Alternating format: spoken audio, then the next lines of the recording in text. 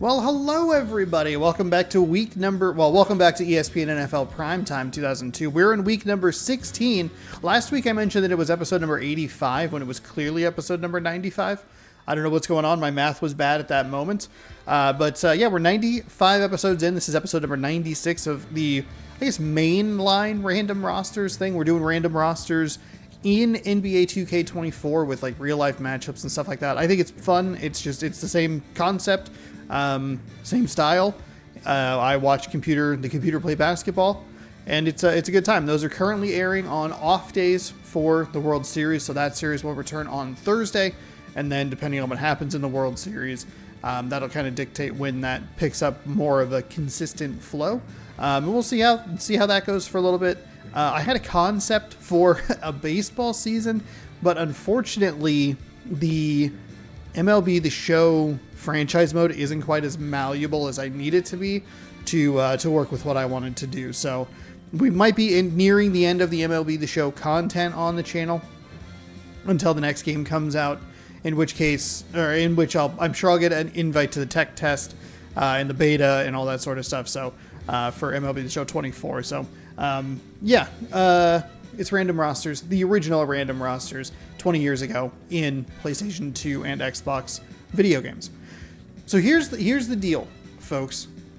As with every single flippin' year that I do this, the AFC Central / AFC North is a complete and total mess. Every team's still in contention, and they're all fighting for like 3 or 4 playoff spots or like the division title or whatever. They're fighting for wild card berths and everything. So I've actually picked out 6 games to take a look at, and you'll know more than I will because you'll A, see the thumbnail, and B, you'll know what the link to the video is. But I've looked at 6 games that have some pretty significant playoff implications, and I'm just not 100% sure how to go to them. I have 5 like pretty solid bets at the moment, but we could lop off 1 or 2 of the videos depending on how things go early in the day. So stick with me here as I try to cleanly explain this. I was looking at it, and I'm like, I can't figure this out. And then I thought, just wing it, and we'll just kind of see what happens. We have one guaranteed lock here, first off, and it is actually the game that we're looking at the top of our slate. It is the Miami Dolphins taking on the New England Patriots in the standings. And there's the mess of the AFC Central. This freaking division. In the AFC East, the Patriots are at 9-6. They've lost 3 in a row, and the Dolphins have won 1. They are 8-6. They have a sneaky Bills team that's won 4 in a row, making it competitive and interesting in the AFC East. And then just kind of in the playoff picture itself, there's a bunch of teams stuck here at this 8-6 mark that really could use some configuring. And then you have the Seahawks. I think they're the first team on the outside looking in with that 1 tie, though they have lost 4 in a row. They were 7-2-1, which is kind of wild to think about. The Broncos are 7-7-1. Steelers, Bengals, Titans. I mean, it is a cluster in the AFC. We don't have quite that problem in the NFC because there is separation, much bigger separation once you get past Minnesota, Tampa Bay, and Washington. It's not done because the Packers haven't quite clinched the division yet, so the Lions kind of have a shot, but it is eking closer to being more of a finality. Final finale, I'm not really sure. So that's the first game that we're going to take a look at is here in the AFC East. It's going to be the Patriots and the Dolphins. That one's kind of our lock for the moment of the video. Then we're going to go see Tennessee taking on Oakland. The Titans sitting in 5th in a 6-team AFC Central. They're 7-7. The Raiders are kind of what makes this game a little more interesting. They're 8-6. They are currently in that cluster. So we have the Raiders at 8-6 who can more solidify their position in the playoffs. And we have a Tennessee Titans team that is in this mess of 7-7, 7-6-1, all kinds of garbage going on there. So those were the 2 games that I thought were kind of more the lock situation. The next game that I had on our list is actually going to be Buffalo and Atlanta.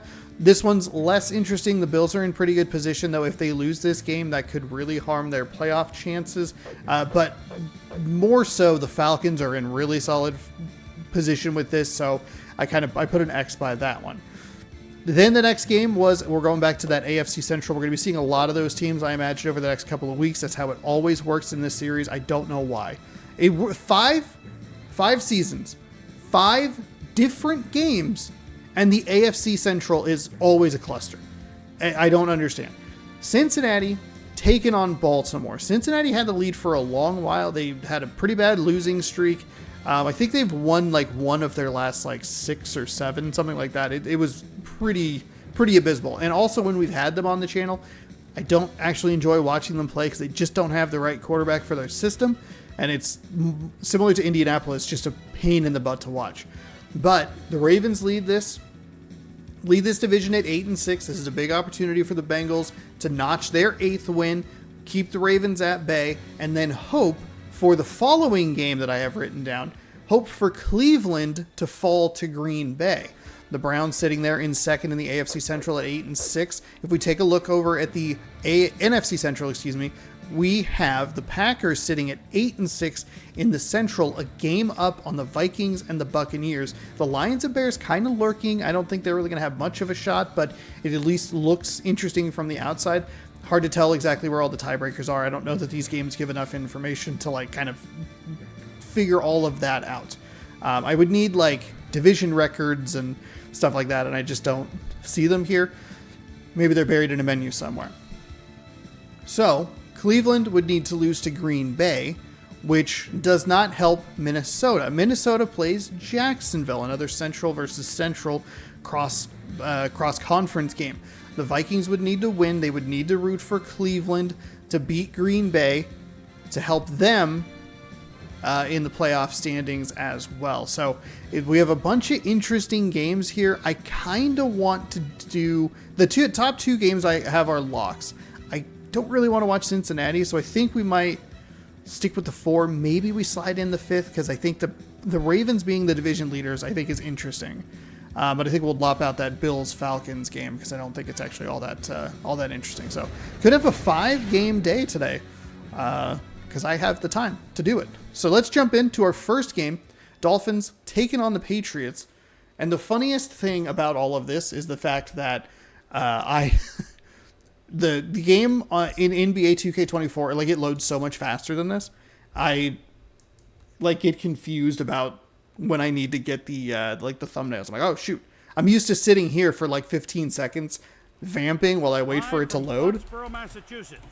But yeah, we'll see. I think if Baltimore wins over Cincinnati, but it's still interesting because of Jacksonville or because of Minnesota. Leading the AFC East, looking to stop a 3-game losing streak.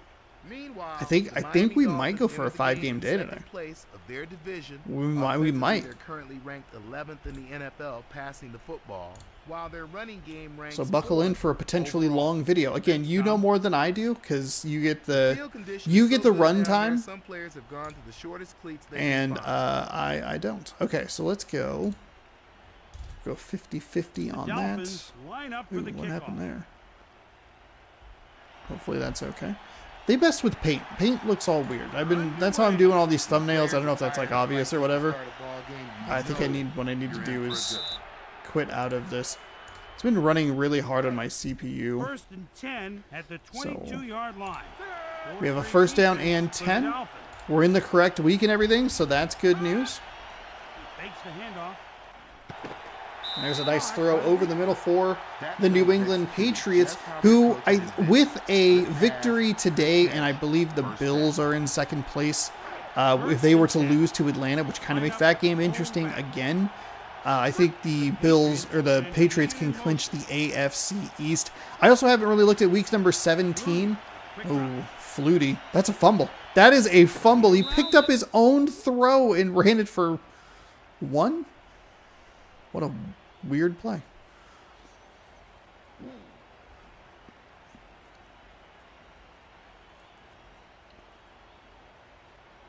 Second and 10. I think if Miami wins, I think we consider the Buffalo Bills and Atlanta Falcons game. The quarterback looks to pass. And this is where, and NBA 2K actually has this problem as well, and it's going to be a real pain come playoff time. But ESPN doesn't let you just play games whenever, because ideally what you would want to do is figure out who is best where and what game would be important initially, play that one, and then let that kind of like settle everything else out. But this game makes you play things in order, which was a problem that we had because, like, I want to say last week was like the Ravens and the Steelers was like a really important game that affected the Browns and the Jaguars game earlier in the day, but I would have flipped those because if one team won, then the other team wouldn't really matter. It's a weird problem to have. Admittedly, a very Sean-specific, this series-specific problem to have, but it is, I find, interesting nonetheless to kind of go, like I was tinkering with the 2K24 part where I'm like, okay, what if I just, how do I try to get all these playoff games figured out?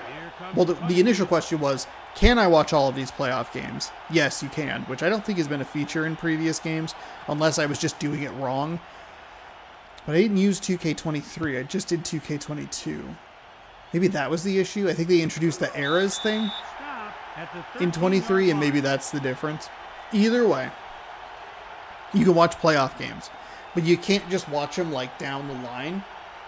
You have to, it's like, it'll simulate this, and this first. And I'm like, god dang it. So I gotta figure that out. If that series continues to go, it's one of the things, like basketball and football, I think are the two most interesting sports to commentate. Oh, overthrew him, and nice interception on the back end. Is that Buchanan, I believe?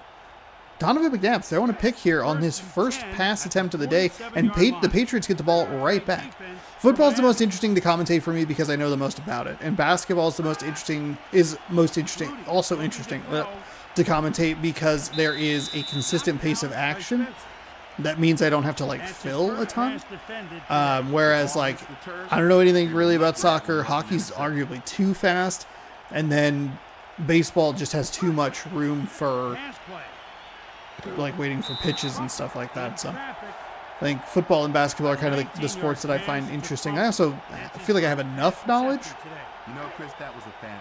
I'd argue I have more knowledge about this era of football than current day basketball, but enough to have some fun with it. And hopefully, you know, you just put up stuff that you're interested in, that you hope that people are interested in. So I don't know. Seems like it's working out. Well, fewer than 50 subs to 2,000. I'd love to hit that by the end of the year. Got about 2 months to do it. I got to figure out how many days are left.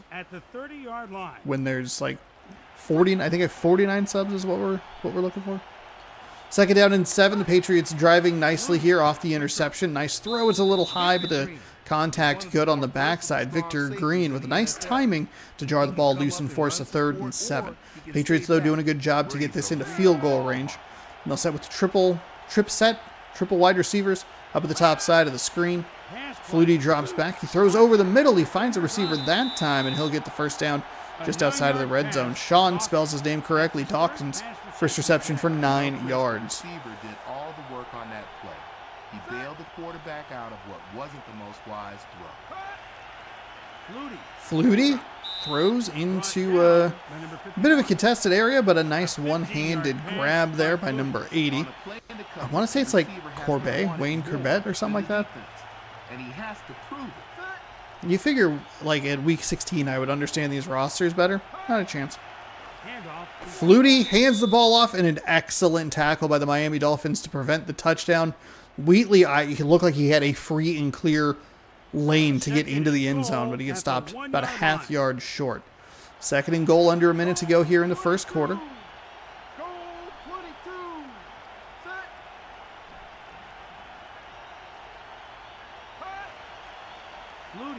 Flutie throws, beautiful pass to the outside, and it's a touchdown. So the New England Patriots take the interception and cash it in for 6. So I think if Miami, or if New England wins this game, I don't think we'll worry about the Buffalo game. I think that Titans-Raiders game, lock. But then that Central Division, that AFC Central Division. It is one of those things where, like, if I could watch the Bengals and Ravens game last,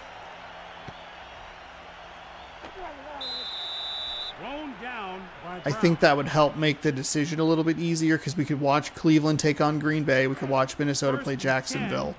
That would kind of settle itself out with some, like, potential chaos in the AFC Central. But, like, if Baltimore wins, it feels like those games are kind of like, eh. But I don't want to simulate it and then go, well, we missed a good game. Or these other games have been kind of rendered useless. 2nd and 10 at the 18-yard line. 2nd down and 10. I guess if you could lead off with Baltimore and Cincinnati, you could kind of figure out if some of these other games that were already in matter. All right, 3rd down and 10. Nothing doing here. I talked a lot, but not a lot about the game. 7-0. Patriots over the Dolphins. 7, Dolphins, nothing. 3rd and 10 at the 18-yard line. It's wild that the Atlanta Falcons have the 2nd best record in the NFC, but they're like going to be the 4 seed, which sucks. All right, so 4th and 7 after the 3-yard gain. This New England defense looking good. Forced a turnover. Forced another stop. Or forced a stop, I should say. And their offense did a nice job with a quick, efficient drive. And they're going to get the ball back where they punted the first time, where they also had the interception. So New England not only winning on the scoreboard, but they are looking really good field position-wise as well. 1st and 10 at the 49-yard line. 4-3 defense for Miami.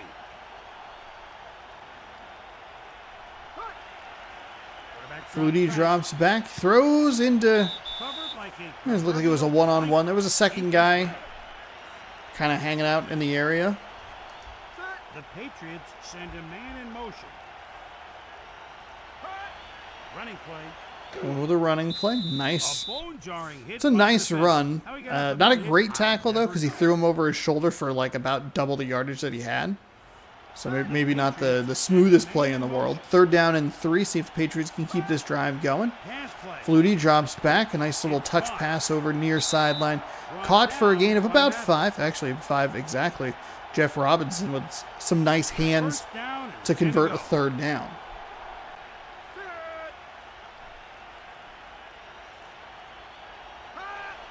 Here's the pitch out. Pitch. They're going with that halfback throw back across his body over the middle of the field. And that was just not a good play. I don't know why they run it so much. It does not make sense to me.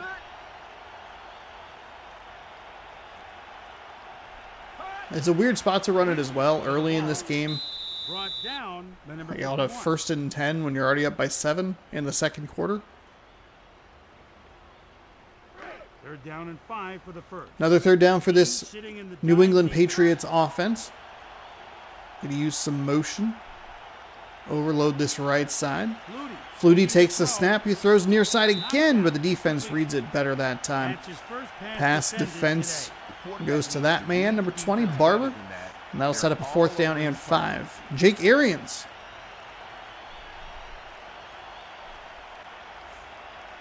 Orions? Not really sure. That does not... Oh, it's good. Okay, just kidding. False alarm. It was, the field goal was good. I thought it might drift right, but it stayed just inside that upright, and New England extends to a 10-point lead with 3:20 to go. Return from the 2. Runs right up the middle to about the 23, and that's your average return in this game. 1st down and 10 to go.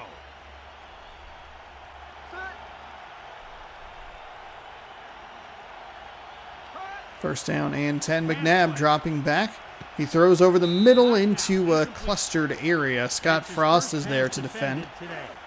And it'll be 2nd down and 10. Very seldom pays to force the ball into coverage.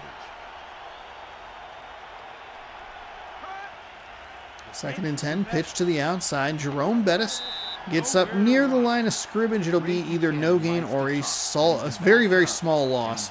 Buchanan, 1 tackle, 1 interception. 3rd down and 10.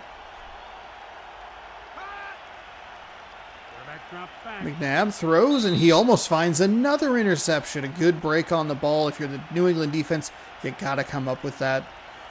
McNabb is off his game today, and he's thrown a couple right towards you. Back to punt. 4th down and 10. The best thing about this game is how quick the games tend to be.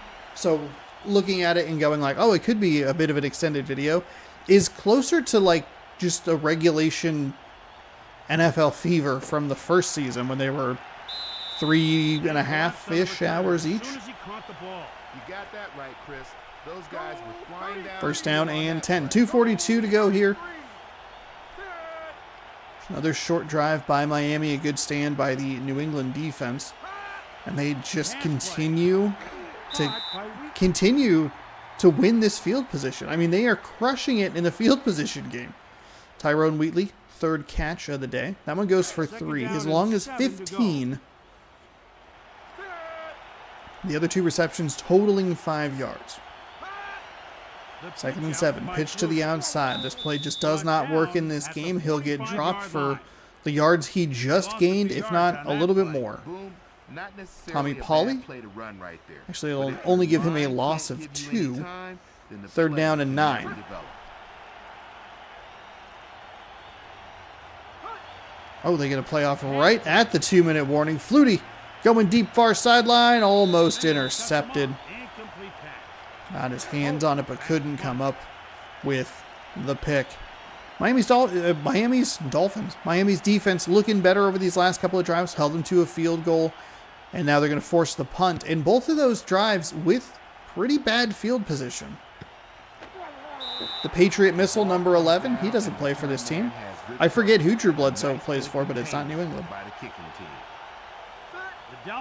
1st down and 10. Dolphins could use a little bit of rhythm here before the half. Oh, and they thought they had it. Brady Smith, nice pass defense there. 2nd down and 10 coming up after the incompletion. McNabb hands the ball right side. Bettis tries to find a little bit of a lane, but the blocker fell down. And then because the hitboxes are super weird, he couldn't navigate the situation. It probably should have gone for a lot more, but this game is old and not great. Hey, look, it's just a lot of patch notes that we can send in, okay? That's all. Connect to 2002. If you connected to 2023 internet, it might melt your PlayStation in two. Trying to run yahoo.com or whatever. What were you looking at on the internet in 2002, you know? Nothing. Pages loading. That's what you were looking at. 10 at the 1st down. line. It's like the worst field position they've had today. And it's still not even that bad. Flutie throws is going to be right near the 1st down marker. I think he's just a touch short. 2nd and short coming up. New England takes their first timeout. This is where the clock management gets a little bit weird.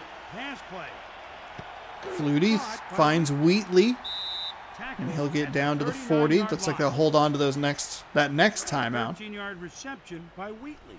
That's his 4th pass reception of the game. If Cleveland misses the playoffs, by the way, you'll have to go back. I keep mentioning it, but week 4. Oh, he's intercepted. Flutie throws a pass a little long, and it's picked off. That is a really big play for the Miami Dolphins defense. Kind of in the safety zone, though.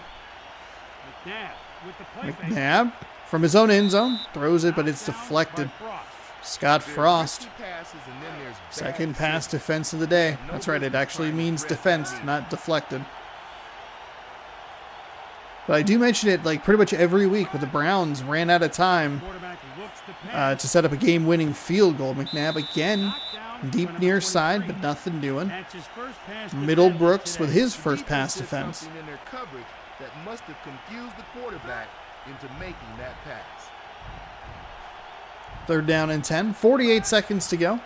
McNabb again from his own end zone. He's going to throw it deep. This time it's more in the slot or the seam, and it's incomplete. So Miami, 3 straight passes, 3 incompletions. Thought the game froze there. Really didn't want to restart this video. And the Patriots are going to have tremendous field position in Dolphins territory around the 43-yard line or so with 37 seconds to go. I'll give it to him actually at the 42. The Patriots send a man in motion. Flutie drops back. Flutie picked off again. Terrific defensive positioning by the Miami Dolphins, and this defense is doing everything that they can to keep their offense in the game. 2 interceptions on consecutive passes. Pass play. It's a screen play to Bettis. Screen plays just don't work. That's probably the best we've seen so far, but the defense was all over it. That's more of a good defensive play rather than a bad defensive play. We usually see the running back overrun or outrun all of the blocker, like the setup, blocking setup. Or they run it too short and it gets thrown into chaos. That one, not terrible. Looking to throw. I might have said might have been the best screen that we've seen, and it still went for -1 yard. What an incredible screen. Oh, unbelievable. We've never seen a screen like that. -1 yard.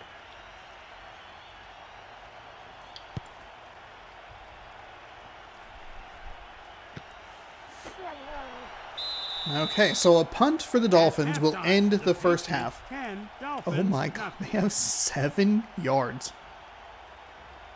They're 0 for 5 on third down. They have 2 takeaways and a total of 7 yards. Oh no. So the first interception that Miami had would have been a long drive, but even if you could muster a field goal on that drive, you can still work with the double dip mentality to get points, get the ball back after half, and get more points before New England has an opportunity to touch the ball. They were not able to execute on that, so they remained down 10, and it does feel like a wasted opportunity, especially with how well your defense has been playing. Deep near side, they're going to triple, maybe even quadruple their yardage there. Just kidding, it was an incomplete pass. I thought he had it on the sideline. I'm sorry. Second down and 10. Bettis rushes to the right side, spins out of the first tackle, but can't get past the second man. And that'll be a gain of 4. Third down and 6. They have double digits yardage-wise. And they're going to get a total of 9 yards on that drive. 8 yards. 15 total yards. Let's go. Good job, Dolphins. They might honestly have more yards on interception returns than total offense.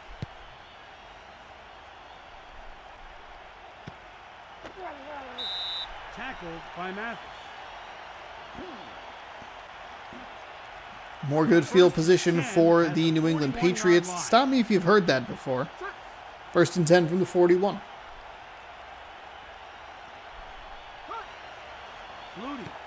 Flutie. Ooh, a nice pass. I'm surprised that Crumpler was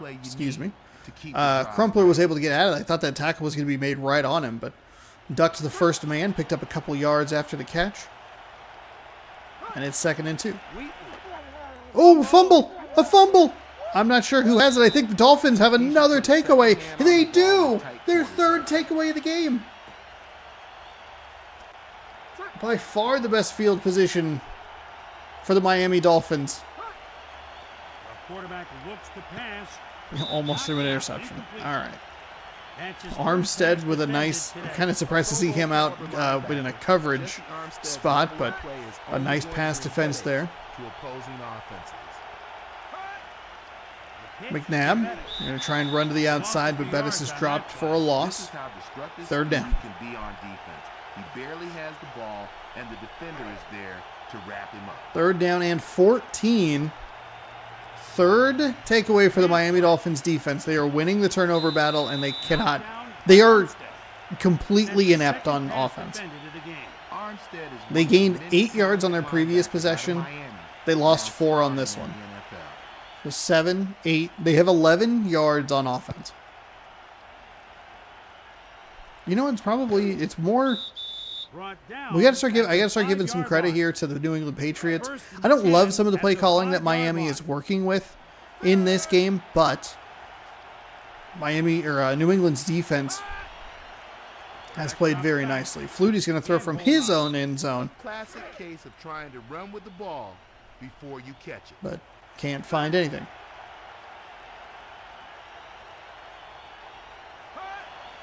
Pass play. Flutie, somehow the first pass was incomplete, but the second one 12-yard pass by Flutie. wasn't. The quarterback is lucky the receiver is so Weird. talented because otherwise that would be a pick.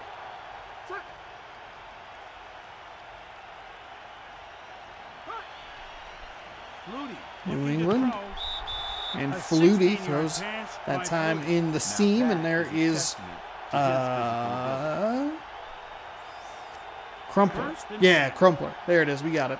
First and 10 at the 35-yard line. Flutie. Quick There's a throw behind the line of scrimmage for Wheatley. Wheatley thrown gonna down by Gould. take a nice angle to try and get upfield 4-yard and at least pass pick up by a few Flutie. yards. Those so frequently go for like Second -4. and 5 at the 39-yard line. Instead, he was able to turn it into a gain of 5. It's a run. Second down, they're going to First give down and to the more. left side. Swell. 7-yard run for the first down. Dang it, didn't say the last name. He just said first down. And now New England is just burning clock. Huh.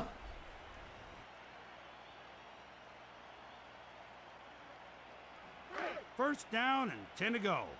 4-3 defense for Miami.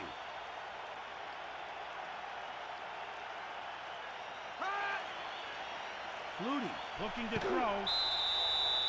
Flutie finds, is that Wheatley on the outside? Second down and 7, and they are already in clock management mode because this Miami Dolphins offense has done nothing all day. Miami's defense gave them 3 extra 7 possessions. At the 50-yard line. And after that touchdown drive, only held them to the field goal. Here's the handoff. Brought down by The touchdown Barber. drive was off an A interception that 2-yard run Miami had by thrown. Wheatley. So they +2 turnover differential in favor of Miami, yet they find themselves down by 10. Third down and 4. We'll have at least one more snap here before the end of the third quarter.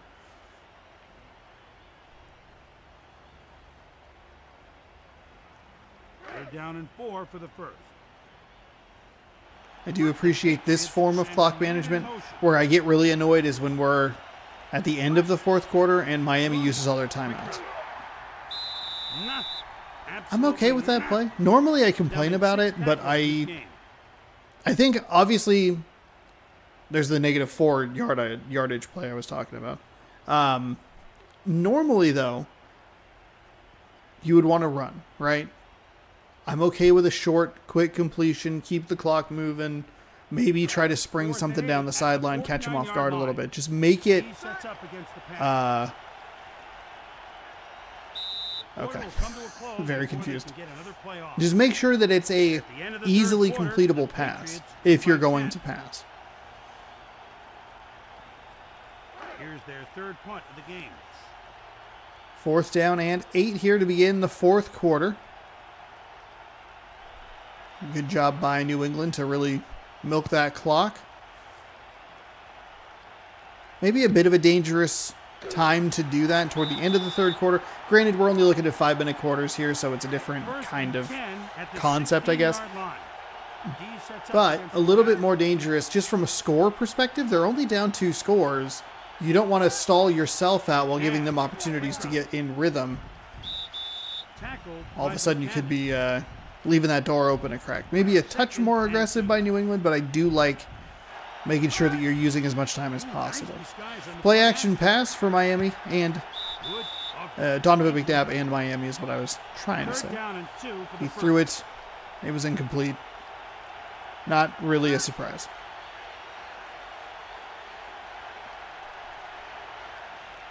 The quarterback looks to pass.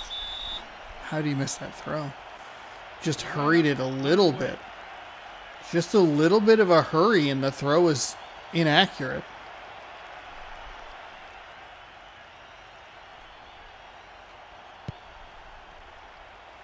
Spiraling kick.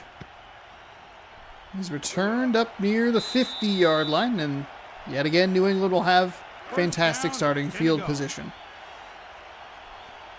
Buffalo's going to be playing Atlanta, looking probably more for a wild card spot than a division title. Kansas City currently has the 1 seed in the AFC.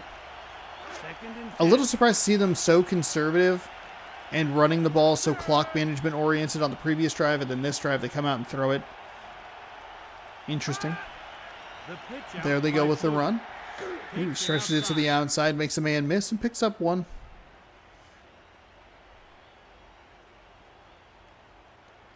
I don't know who New England... So we're in the interesting timeline as well, where now every week 17 feature, or final week of the season now, week 18, features divisional matchups to encourage teams to play their starters, because there were a lot of times Indianapolis and Peyton Manning specifically where they would like rest players, and obviously that's not what the NFL wants, but they want more games.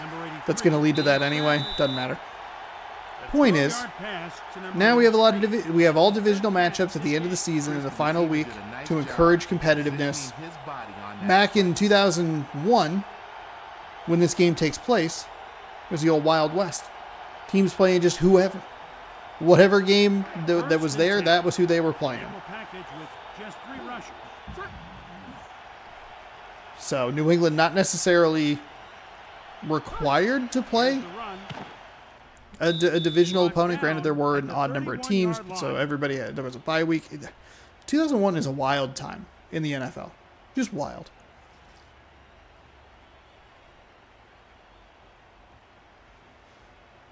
I guess anything pre-division realignment when they had 31 teams. So they would have had Cleveland.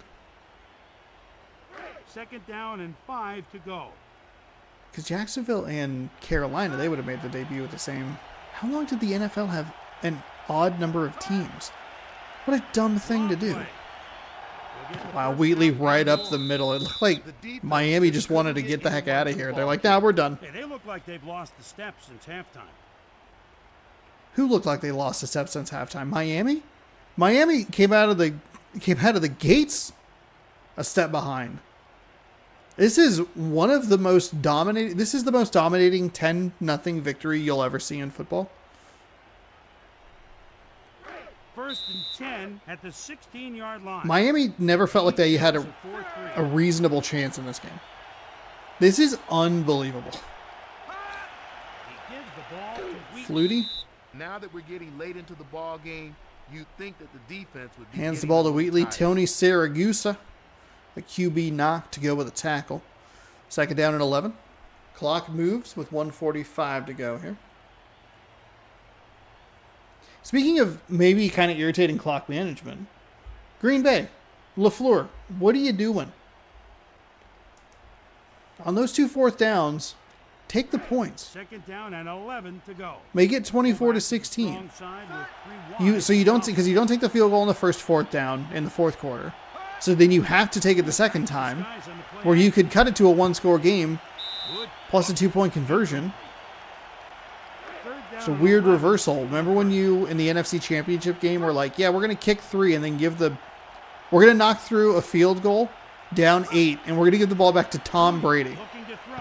Wow, what a terrific plan. What are we doing here? What are we doing? You were doing so good running the clock down. Now they're going to get a field goal, so 4 points, 1 for 1 on the field goals, long of 49.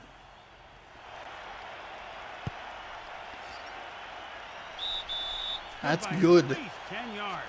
Yeah, both of those field goals have been dicey. I was going to say something before he even kicked it, and I didn't, because I would have jinxed it. The kickoff by number 9.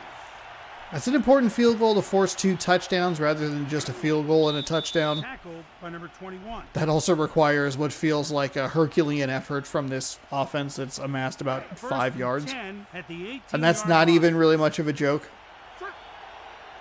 Maybe a slight exaggeration. First down and 10. 1:06 to go here. McNabb throws over the middle. Incomplete pass. Missed everybody. He threw into 4 defenders Let's go and a zebra. inside the numbers. Oof, The let's not. Dolphins have had their passing game Hey, let's completely not shut say down. we did, huh? Tommy, what do you think of the game so far? 17 yards. The offense has Oh been my simply gosh. getting the ball off underneath and letting their athletes make the plays with the ball. I love Looking to throw. commentary that just doesn't make any sense. Incomplete. It's like a very video game specific Third thing, down with less than a minute to go. but it has happened before. Set for There was that Miami. one guy who thought that the field goal was good and it like wasn't even close. That's fun. McNabb looks downfield. McNabb throws, it finds a completion Brought down. near sideline. They'll take a timeout. It's 4th and short.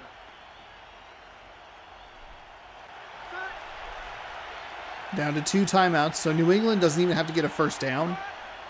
I guess they probably actually do. Pass. Play action pass. There's a completion. They have one remaining. Where's this offense been? So would they start on like the 18-yard line or something like that? They're out to the 48. So take 30 yards off. McNabb drops back. A 6-yard pass by McNabb. Mike Green, 2 catches, Second and 15 4 yards. At the 47-yard line. Where's this offense been all day? What is happening? New England or Miami was like, oh yeah, we're playing football. Got it. Figured it out. Sorry.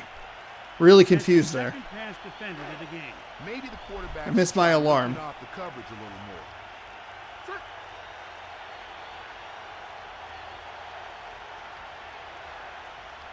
The quarterback looks to pass. The defender gets a handout. Incomplete. Incomplete That's his here. first pass defended 4th today. down and 4 with 26 seconds to go. Now New England does not have to get a timeout or a timeout. A first down should they take over on downs here. McNabb looks downfield. The incomplete pass. Miami Incomplete. gives the ball up on downs. We should see New England will just take, they'll take 3 of these because this game is so annoying. Miami doesn't need to take any timeouts here. They're out of the game, but they will. Dolphins A second? have none remaining. Oh, that was their third. Oh, okay, perfect. Perfect. You saved us an extra 3 seconds of video footage. I appreciate it.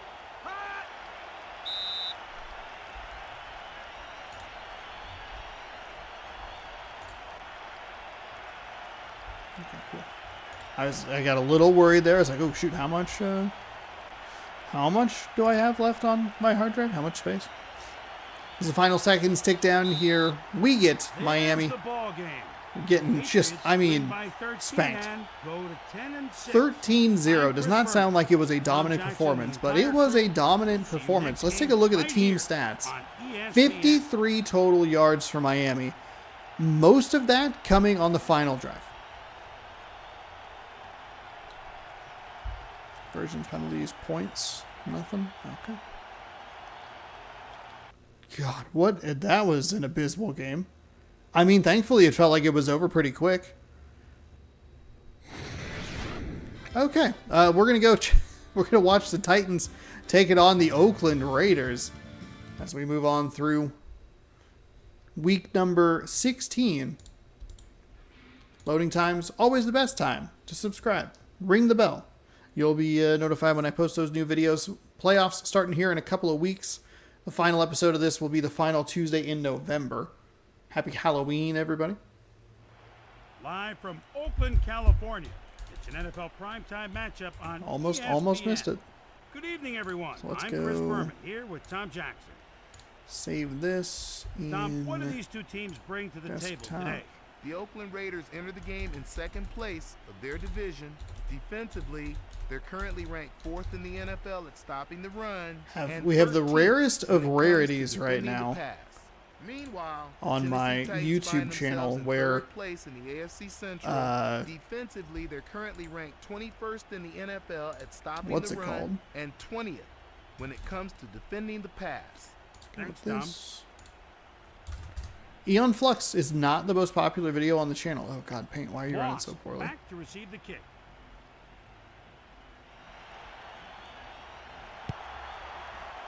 The kickoff by Longwell. I wouldn't be surprised if this game turns into a classic. First down and 10 to go.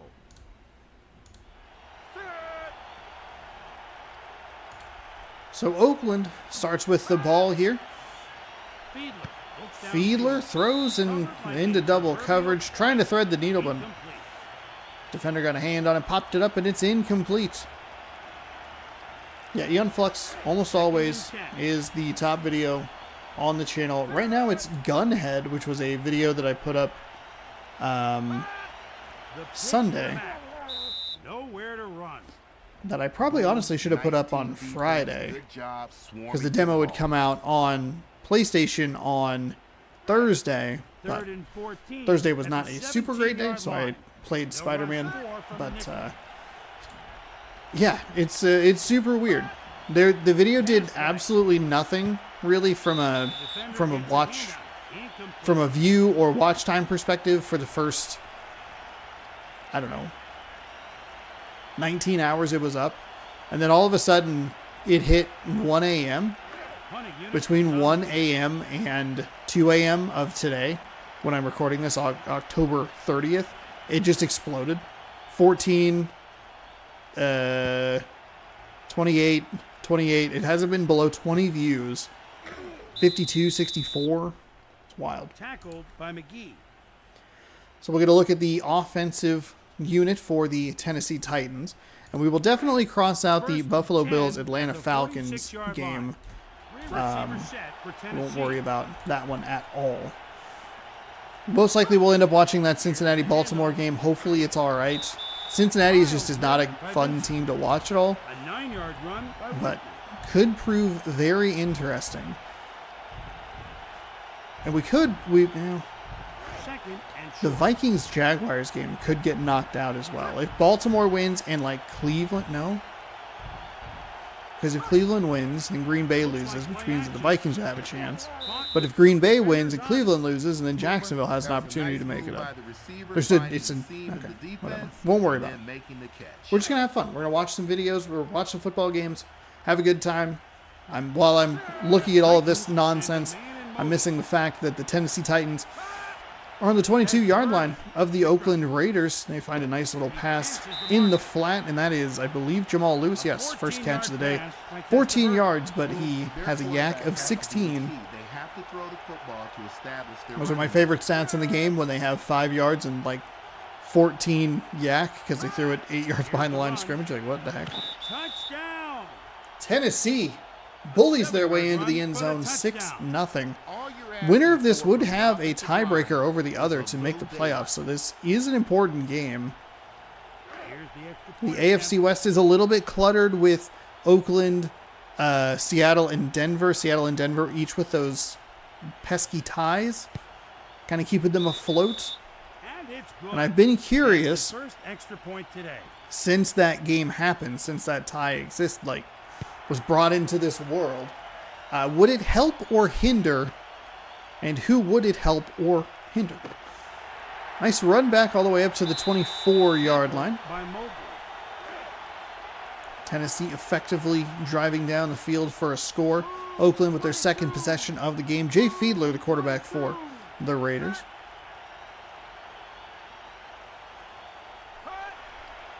Fiedler looking to throw. Fiedler throws to the left side. Finds a nice reception out there. Keenan McCardell. First reception goes for 13. But he can't do it all by himself.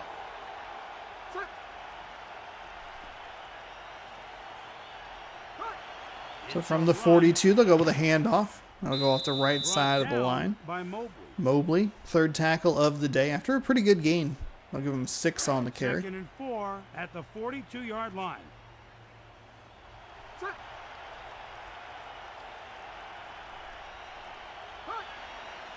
Fiedler looking to throw. Fiedler, deep pass, deflected and incomplete. Dwayne Washington, tackle and a pass defense there. Forces a third down and medium. Well, he needs to try and get on track here in the first half. Jay Fiedler on the roof. Fiedler threads the needle and finds a reception. He'll get into Tennessee territory. Ken Dilger. 10-yard pass by Fiedler. He's 2 for 5 passing on this drive. Great timing on that pass. That took some guts to even try to 2 for 5 on the 2 for 5 passing this drive is what they're pointing out, and he has come through just to get some nice, at the 50-yard line. get good completions at opportune times. Bennett gets dropped for a loss. Look fired up for this ball game. So after the positive third down play, they lose 3. 2nd and 13 from midfield. The pitch out. They're going with a pitch. Tries to find some green grass to the outside, but nothing doing when Pearson Piralou on that run. is He out. didn't have a chance to think about getting positive yards. Out roaming around the edge there. 3rd down and 14. Looked like the Raiders were getting into a bit of a rhythm, but they've thrown themselves off. Some bad run plays, and then a bad pass over everybody's head means that they are going to punt this ball away. Look for the coffin corner kick from Rodney Williams. 38 yards on his first punt. And his second one doesn't look super great. So be returned right around the 15-yard line. He'll pick up about 10. By Lindsey.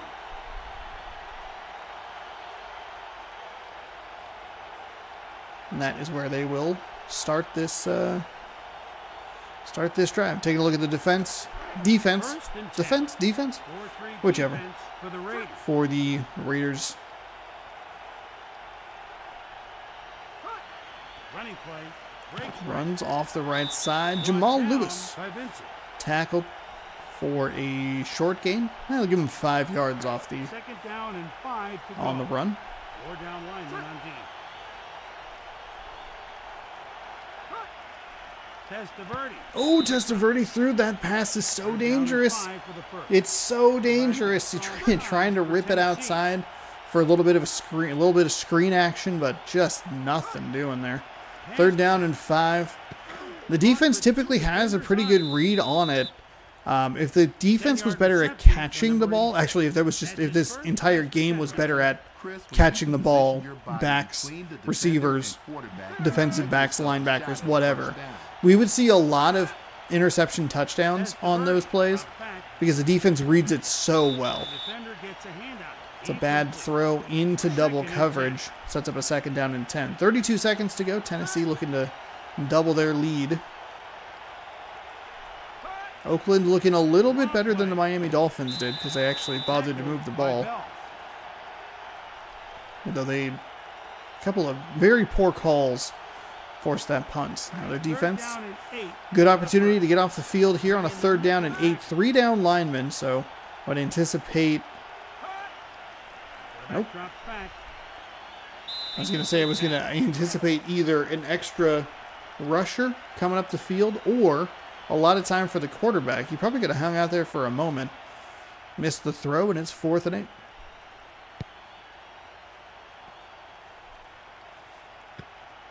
Inside the 20, he'll get it outside the 25. Probably an 8-yard return or so. And with 1 tick to go, the Raiders send a man in motion. the Raiders find a little room there. And that's a really nice run. Bennett with a terrific effort and a good job taking a good angle to get up the field, find the 1st down marker.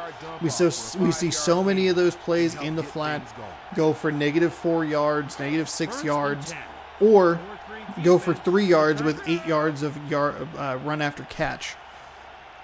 Good job throwing it flat by the quarterback, angling correctly, getting up the field, finding a 1st down. They're going to find some more yards. That time, I think, going the opposite side 2nd and 4 at the for 6. 45-yard line. 2nd and 4.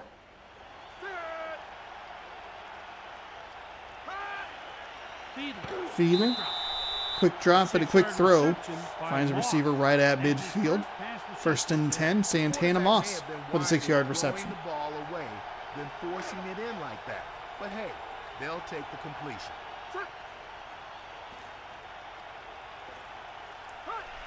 The pitch out. That's a nice read by the Tennessee defense, and that's what we see a lot on those pitch outs. It's just poorly blocked up front. It's like it's not almost like it's not Second programmed down, correctly. 16 to go.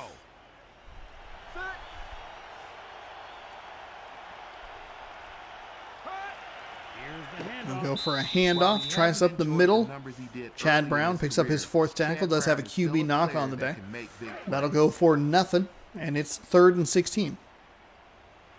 The Raiders send a man in motion.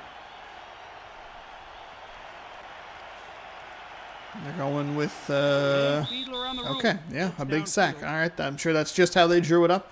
It looked like they were going for the kind of the Hail Mary play. That's a monster loss. 4th and 28. 12 yards. Ugh. At least most of the time when that happens, it's right at the end of the half, so it doesn't affect your field positioning, you know?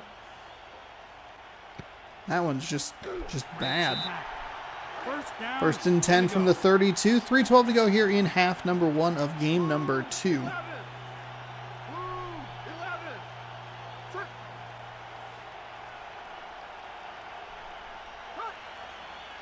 Testaverde Drop back. throws to the outside. Nice completion Going to throw, you to the have far to protect sideline. like you saw Picks there. up 5 and gets out of bounds, so he'll stop the clock. Not that it's Quarterback a have the big deal at the luxury of moment, but taking his time a nice and find as putting he a little touch on the ball. The pitch ran out. toward the sideline. They're going to go with a pitch play and just ruin everything that they did. Everything good that they did, they just threw in the garbage can and lost Third 7. down with under 3 minutes to go Was it in 7 the half. yards? Yeah. They'll rush 4 3rd down for and the 12. The quarterback Testaverde throws up the seam, finds a receiver even though it was a congested area. On that play. They better alter their coverage.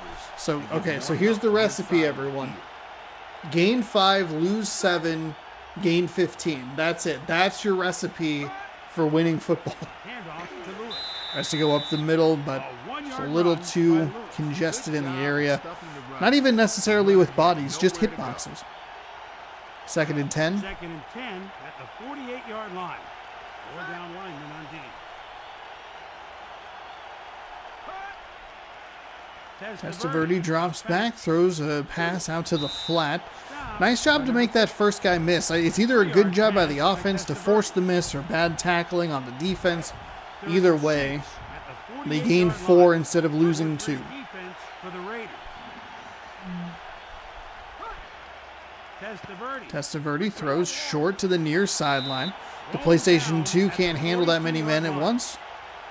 A 5-yard pass. They're going to get to stopped Moore. just short of the line to gain. 4th and 1. They're going to punt the ball here. Boo. Boo. Throw it. Be cool. Now angle it to the 10-yard line. And he'll actually get a really nice return, even though it looked like he stepped out of bounds about 6 times. How is the hitbox so wide when they're trying to run and so narrow when they're returning the ball? Moving on that return. Wild. One of the better returns we see in the game is 20 yards. Incomplete pass. So they'll start 1st and 10 at the We go 30. inside the number. Tommy, what do you think of the game so far? Every time I think they have like a good angled punt, which, hey, I hope you enjoyed actual coffin corners, because when we go to NFL Fever 2004, unless they've like completely revamped that game between 03 and 04, get ready for a lot of touchbacks. Incomplete pass. 3rd down and 10 for the first. 3rd down and 10.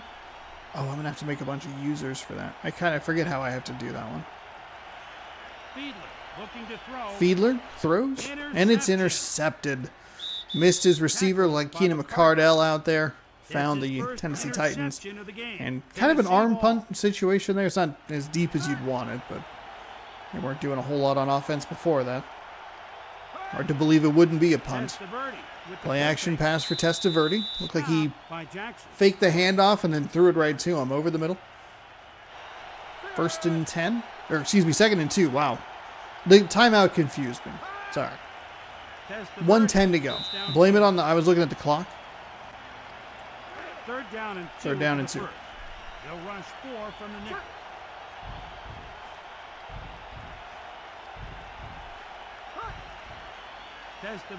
Testaverde with a quick pass to the 45-yard line. By Jackson. I'm okay with the timeout there. I don't love it the first time around, but Remaining. maybe don't even love it the second time. Man in motion. The biggest thing this game might be missing, honestly, is the Testaverde. any sort of a hurry-up offense. 2nd and 10. Madden, at the moment, is the only one that really has that. Of course, we're only going to take a look at about 3 different games because a lot of the other games just don't work for what I want to, how I want to use them. Drops back.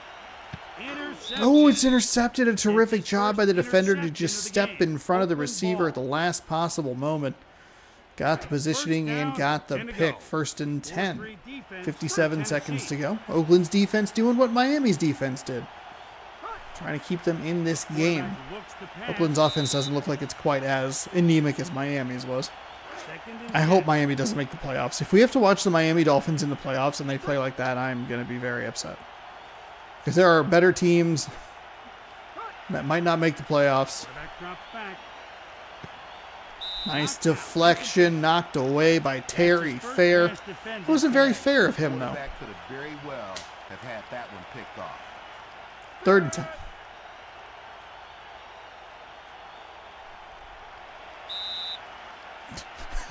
Flag down on the play.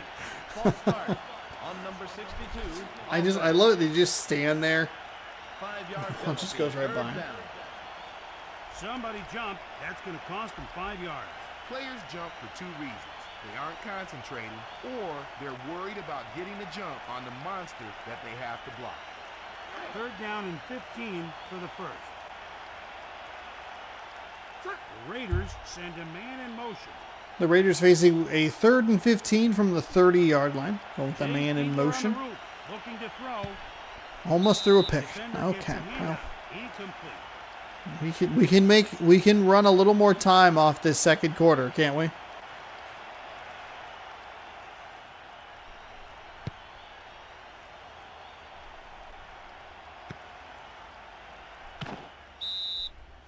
Tries to get to the outside. Not well blocked out there. 1st down. He'll And take a 10 to shot go. at the 45-yard line. Setting him up with 1st and 10. The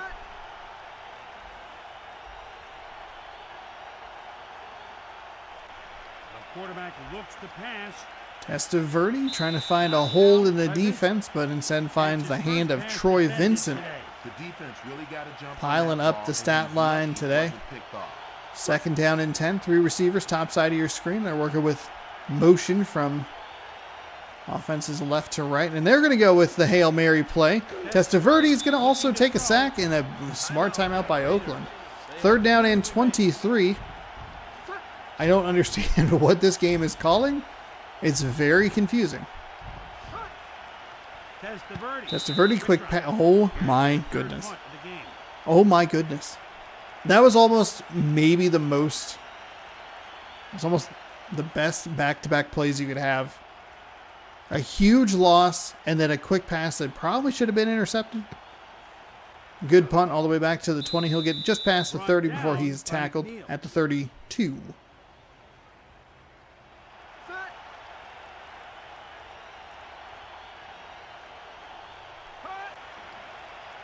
Jay Fiedler on the roof. Jay Fiedler, deep pass down the left sideline. Like a proverbial blanket. Incomplete.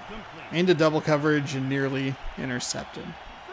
Okay, neither of these teams need to make the playoffs either.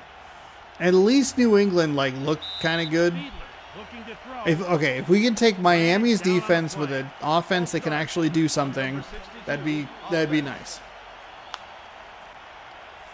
And granted, we are looking at fringe playoff teams without taking a look at the Rams, who have played well all season long,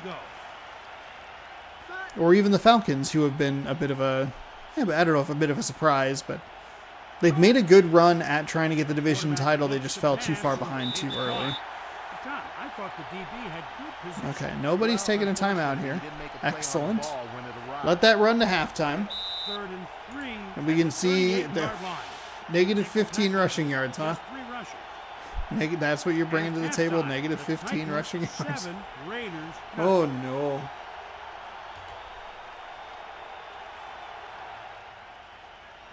All right.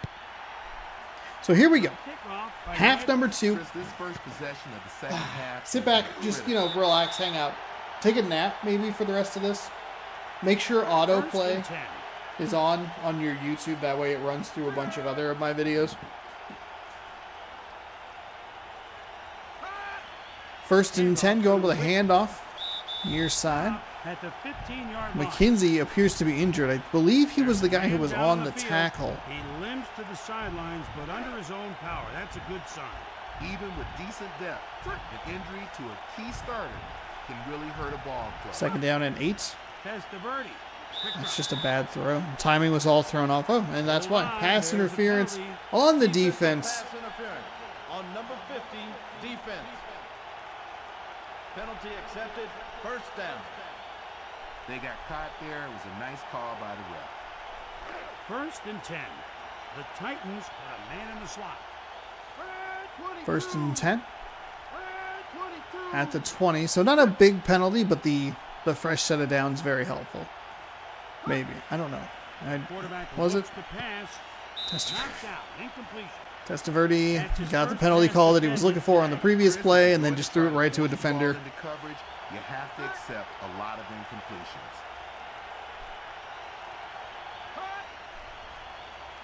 Testaverde tries the draw, but Lewis is wrapped up before he can even hit the 20-yard line. 3rd and 11 coming up. Strained abdomen for McKenzie. And it looks like he'll just be out of the game. Rest of this game. Raiders could really use a victory here. Quarterback looks to pass. That's deflected. I mean, their defense is playing pretty well. They gave up the 1 touchdown, but other than that, it's been pretty solid. It's a competitive AFC West. It just feels like, I mean, they'll have the leg up on the teams from the AFC Central because they already have, their record is better than the Titans at the moment. A cover team's best friend. Maybe some solid halftime adjustments, perhaps? From the 45.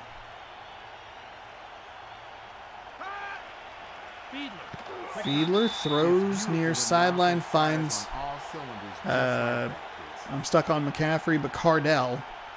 Second catch of the day. 2nd and 2.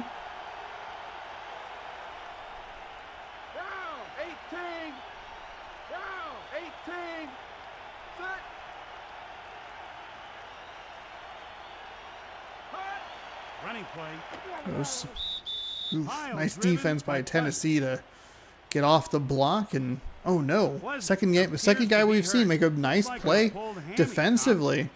Might have to come off the field with an injury. 3rd down and 2.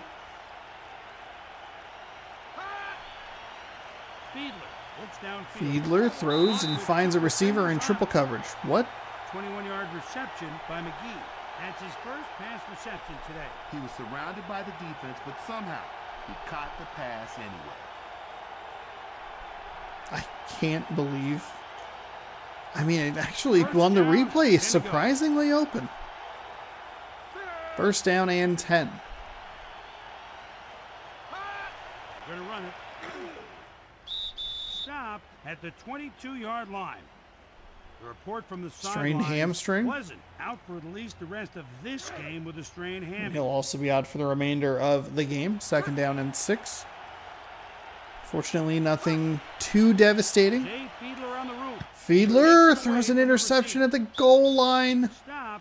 Oh no, Oakland was in such good position, and actually, safety zone. Oh my goodness. The quarterback never saw him make a break on the ball. In the end zone. How did he get out of that? How did he, for the one time that we're looking for some explosive, exciting play, he was 5 yards back in the end zone. Whew. 2nd and 10, Testaverde from the goal line.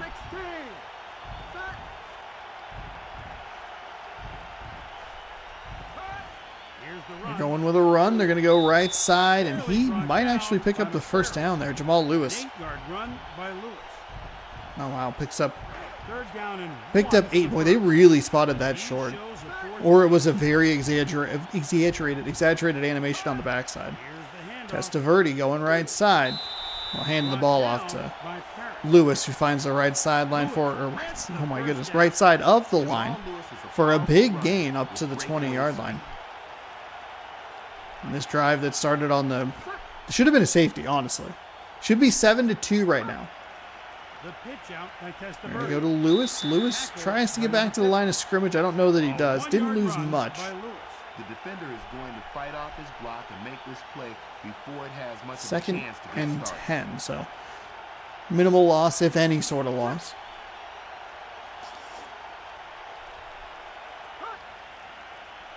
Testaverde goes with the draw. Actually very well blocked there. Had to avoid a couple of defenders. One on his feet, one on his keister. Picks up 6, 3rd down and 4. At the 26-yard line. Pro set, 2 tight ends for the Titans. Testaverde. Oh, contested area. Good job by the defense to get in there and knock that ball away. 4th and 4. As the Raiders defense holds.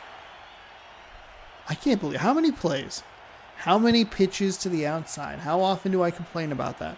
We finally get a pitch to the outside that could lead to something exciting, and that's the time he breaks the tackle? Really? That's when? We could see a safety? 39-yard line. 4-3 defense for Tennessee.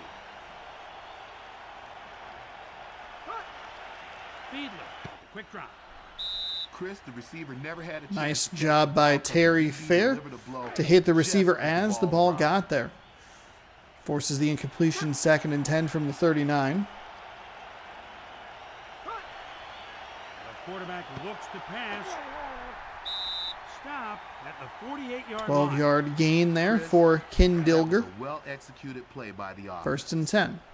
All right, Oakland. Oh, Fiedler with a little bit of pressure in his face. Nice completion to Lorenzo Neal. That one goes for about 12, and that is a 1st down as the 3rd quarter ends 7-0 with the Oakland Raiders with maybe their best chance to score some points all day. In Tennessee territory, as they'll flip the field. 1st and 10. The 36-yard line.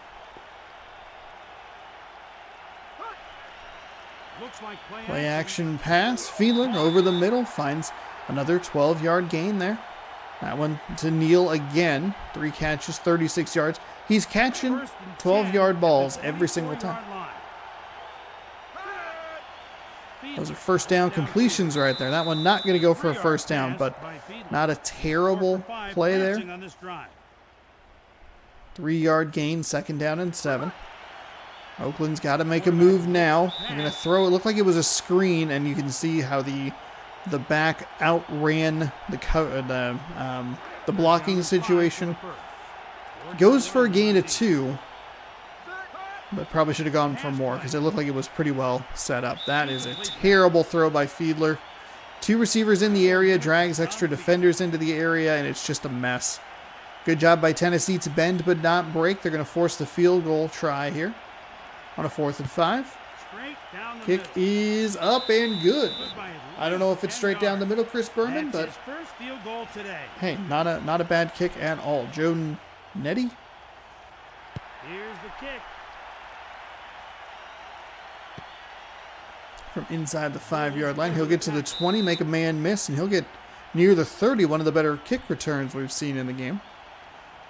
1st and 10 at the This game feels very calculated at times of like, boy, this one, these punt returns go between 8 and 10 yards. Kick returns go about 20 yards. Every once in a while you get something kind of exciting, but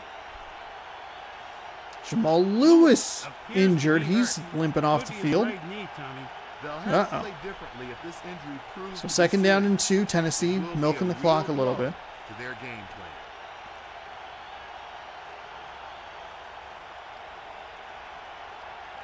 2nd and 2 at the 37-yard line. The Titans send a man in motion. The pitch to Going with the pitch. Turns on the speed. Ooh. Good job to stay home by that Oakland Raiders defender there. Maybe you want to see a little more aggression, drive to the ball carrier, but I don't think there's anything really wrong with staying right at the line, getting good positioning and pushing him back. It's if he were to drop back past the line to gain and then engage. At the 39-yard line. Force a third and short. Oakland. Play action fake. Reaction from Testaverde, and he just throws that overthrew everybody. Sprained knee for Jamal Lewis. By Lewis. He's out for the remainder of the game. All right, and another player who's out, but just for the remainder of the game.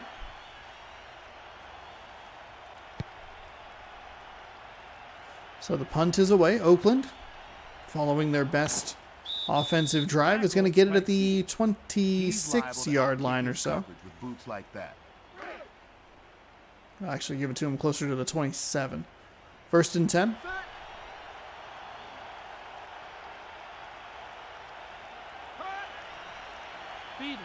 Fiedler throws to the outside, finds, wouldn't you know it, a 12-yard completion. Slow-mo cheerleaders because the PS2 can't render whatever that is. That looks so bad. Strong side, 2 tight ends for the Raiders. Going right. Fiedler throwing, and it's intercepted. Oh, no.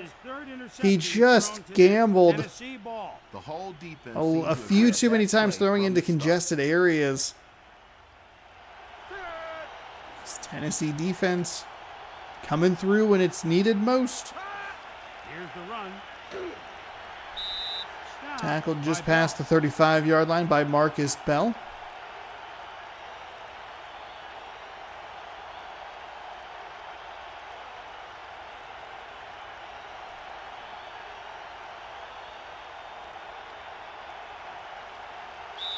Two-minute warning hits. The Titans 7-3. Not a great offensive day so far. Nothing going on the right side. 16 rushes to the left for 34 yards. The running game just does not. None of this game feels good. I haven't played a single snap of it. We've just watched a large number of games. Defender gets a handout. Incomplete. That pass could have been picked off. Just got away with one. 3rd down and 8. I don't love the pass play there. At least force Oakland to take timeouts. And this game also doesn't do a great job with using the timeouts when they should. For the 1st down. So I think you have to kind of take advantage of the computer being a little dumb. When he takes the ball up the middle.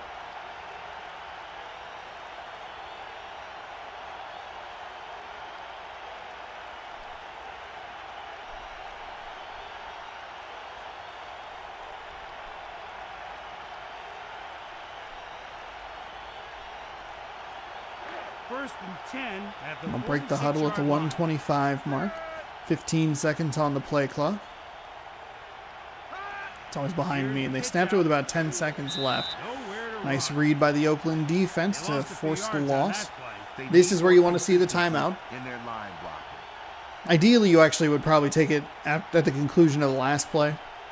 Just call the timeout, because you never know what's going to happen. Sometimes I feel like mentally, as like a coach, I would be like a little too passive with like, well, we're going to lose 40 seconds at some point. It's like, well, not necessarily. It could be a fumble, throw an interception, you know. You got to try and conserve as much time as possible. 40 seconds. 2nd down, 13 to go. Oakland's only down by 4, but they have not used timeouts. 3 seconds on the play clock that time around. He'll get dropped for a small loss. It's 3rd down and 13. They're going to go for the victory formation because this game doesn't make any sense. Timeout. Raiders. All right. They have 1 remaining.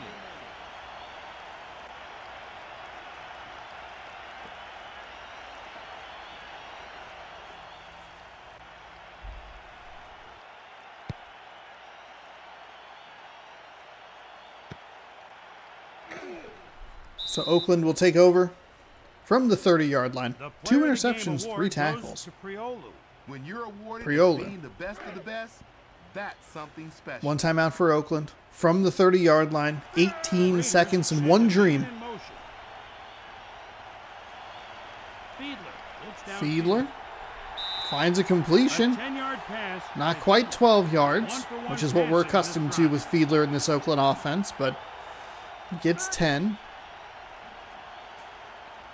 I believe that's Keenan McCardell on the reception. Fiedler again steps back, throws, overthrows everybody. 11 seconds to go. The timeout could come in handy.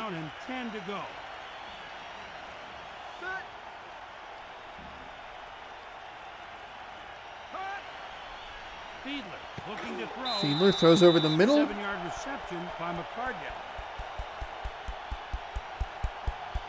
You have a timeout? They ran out of time. Okay. All right. Well, Oakland loses because this game's clock management makes 0 sense. 7-3 your final. Kind of another snoozer here on ESPN NFL Primetime 2002. Don't worry, there's only a few weeks left. That's my commitment to these kinds of video games. I will see it through to the end.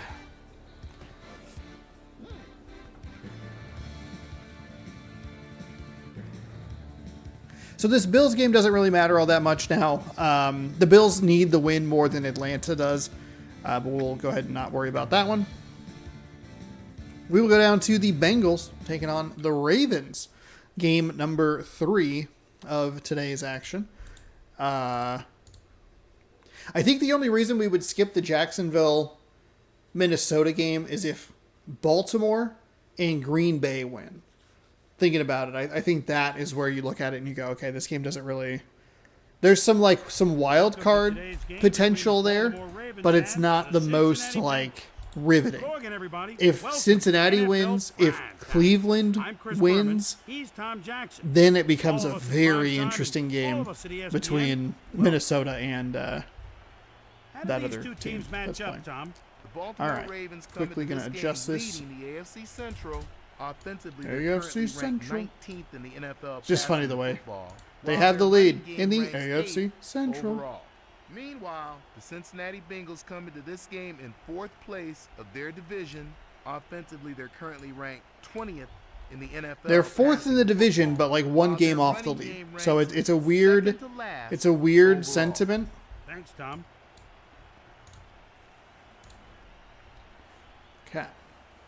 Jackson set to So Cincinnati will get the ball first. Morton Anderson, kicking since the 70s, will get us started.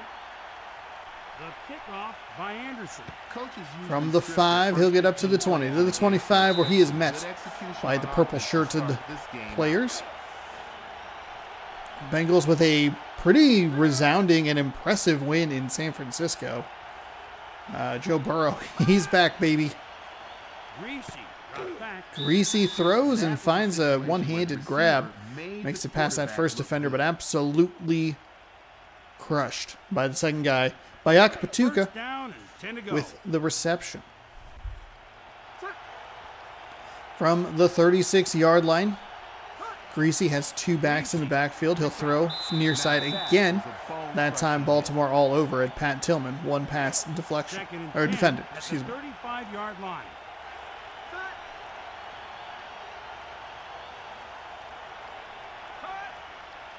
Second and 10, pitch outside to Bayaka Patuka. He made the first guy miss, so it wasn't just the safety that we were cost. Some nice moves by the running backs to get away from those big losses on the pitch plays. 3rd down and 7. Greasy throws far sideline, overthrows everybody, and Cincinnati will punt. Take a look at their offensive unit real quick before we get started, or before the punt starts happening. I don't know where I was going with that. Just ignore it. Move on.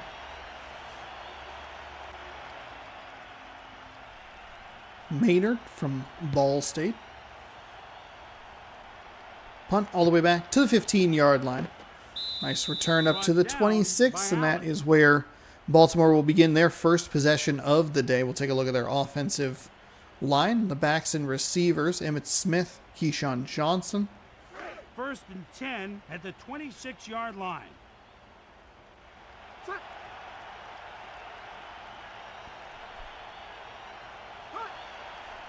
the handoff. A 1-yard run by Smith. Chris, they don't need those kinds of plays. Tim Bowen's first tackle on the day. He'll get Smith for a loss Second of down 1. and 11 to go. The D playing the 3-4. Whoa. Draw play. Oh, there's a nice little draw play. They'll By number pick up a 53. few yards on that. Set up a 3rd and manageable.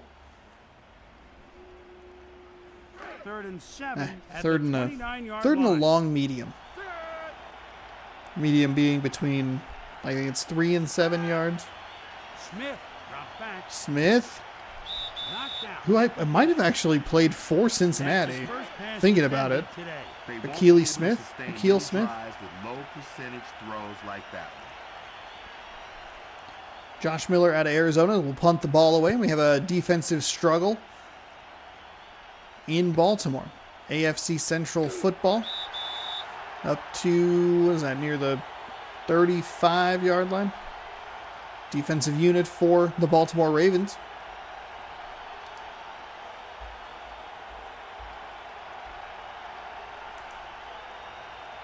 First and 10 at the 35-yard line.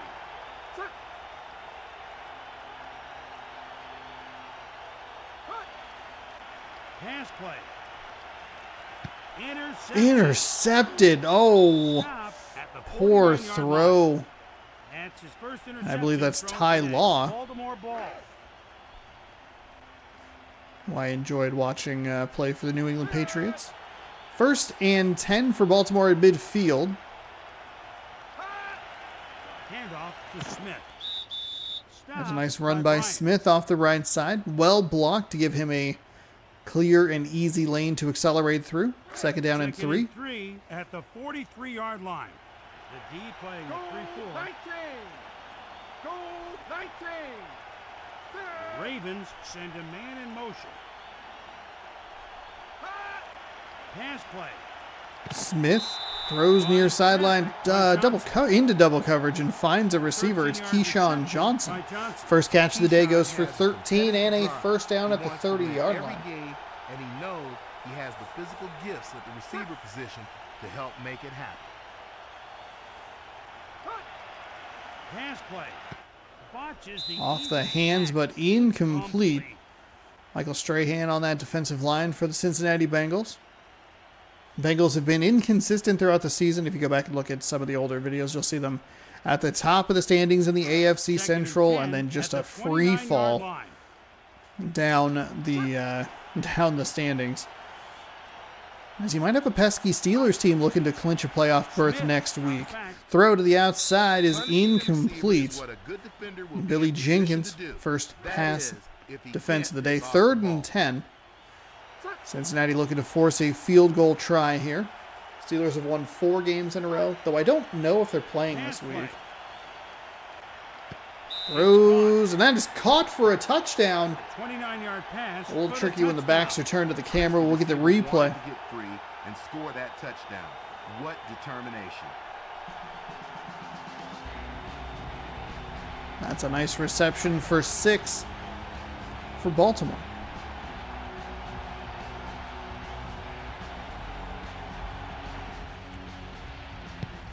Kick is up, and the kick is good.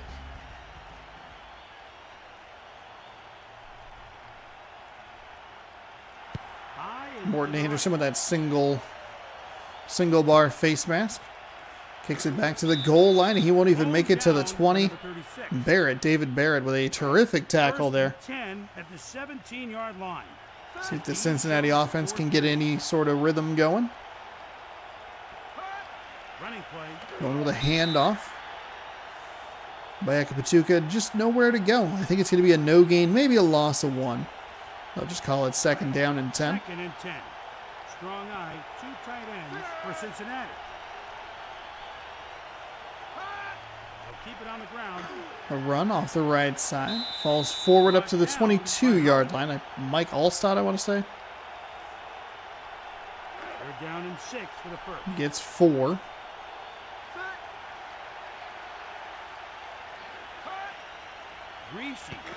Greasy throws and finds a nice completion at the 30.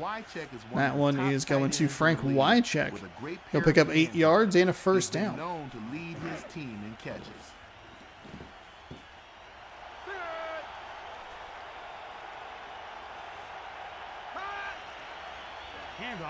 Handoff right side by Akpachuka. Makes a nice move or two. Gets all the way up for the long. Gets all the way up. I was trying to figure out what yard line that was. To the 42. Nice run there. Nice little mix of run and pass here for Cincinnati early in this drive.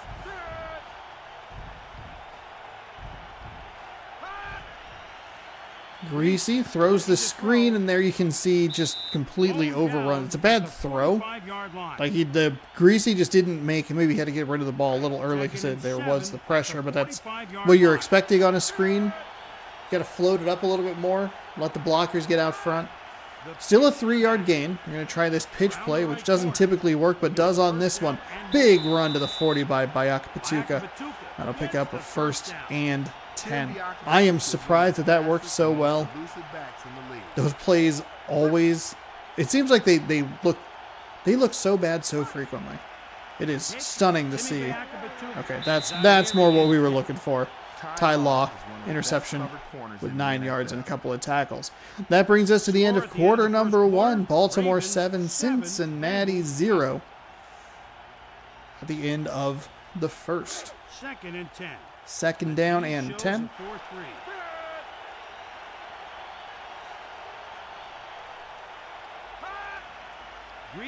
Greasy throws near side. Thought he might have a receiver, but Eric Allen with a nice tackle to jar it loose. 3rd down and 10. Bengals send a man in motion. Greasy looking to throw. Deep down the field up the seam, and that is Wycheck again coming up with a nice reception there. Second catch of the game. Frank Wycheck is like a running back once he catches the ball.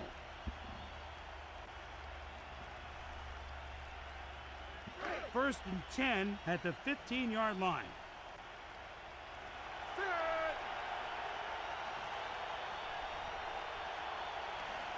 Greasy looks downfield. Greasy into the end zone. He'll find a receiver.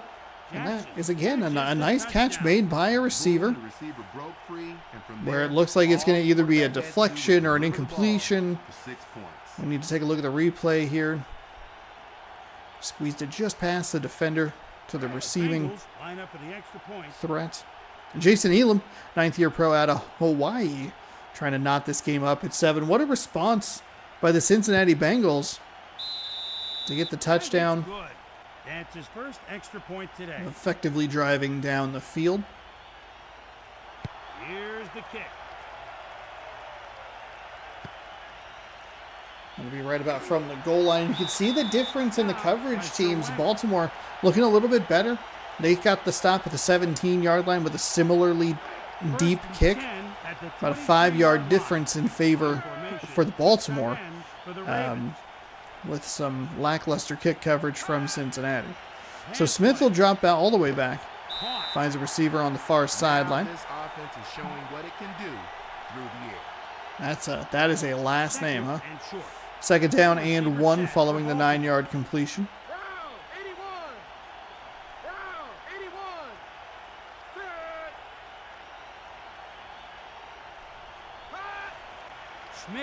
Smith with a quick pass, gets it past the defender, Charles Johnson. Makes a nice grab. 1st and 10. 1st and 10 from the 41. Pass play. Smith again with a nice completion. Kind of working with the Jay Fiedler style, just kind of dink and dunk it. 11 yards, 8 yards here, 11 yards there. 10 to go. Picking up some nice yardage. Keep it on the ground. They're going to go with a nice run right up the middle. That'll go for about 13. Smith gets the first 3 down. carries, 19 yards along of 13 on that last play. 1st and 10 inside the 35. But one of the NFL's elite running backs. Pitch to the outside. It was a good opportunity for Cincinnati to drop him for a loss and put him behind the sticks, but the speed of the running back able to get around the corner and take what would be a 4 or 5 yard loss, turn that into a 1 yard gain. 2nd and 9. 64.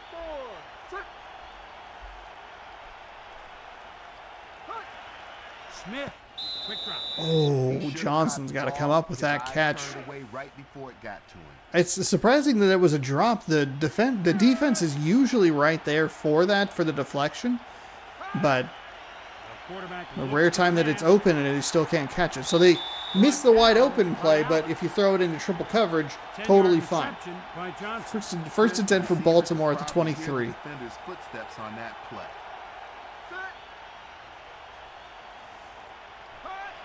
The pitch out.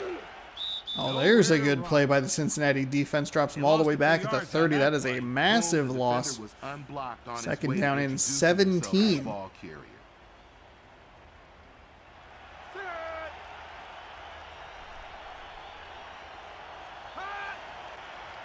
Baltimore, the throw over the middle, finds a completion right at the line to gain. I think they'll probably give him the first down, and that'll hit the 2-minute warning. 1st and 10. Cincinnati's defense got such a nice break by the 7-yard loss and then just gave up 18 on the following play. Quarterback drops back.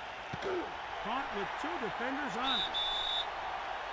9-yard reception by David Boston. That's his second A nice catch in the game. catch there. Boston is an emerging star in the league with big playability. The pitch to the back. Pitch to the outside. Oh, he almost got thrown into the end zone. Smith gets the first down. I mean, that's how well things are going for the Baltimore Ravens. They almost got thrown into the end zone. Defense brings in the big guy. Pass play. Smith over the middle. Not really sure what happened there. The ref went down, but I don't think that had anything to do with the play. There was just 2 receivers crossing in the exact same spot. I think that's probably what you're looking for, but slightly early on the play, or on the pass. Smith again drops. How was that caught? What is happening in this game? So twice on that drive, Baltimore players missed pretty easy receptions and then caught the more difficult ones. It doesn't make any sense. I thought the defender again was going to get in the way and make the play on the ball, not the interception necessarily, but get the hand in there, bat it away, play another down. And all 3 touchdowns that we've seen today have been that way in this one. 14-7, 1:17 to go in quarter number 2. A couple yards deep in the end zone. He'll actually get it all the way out near the 20. First and 10 at the 19-yard line.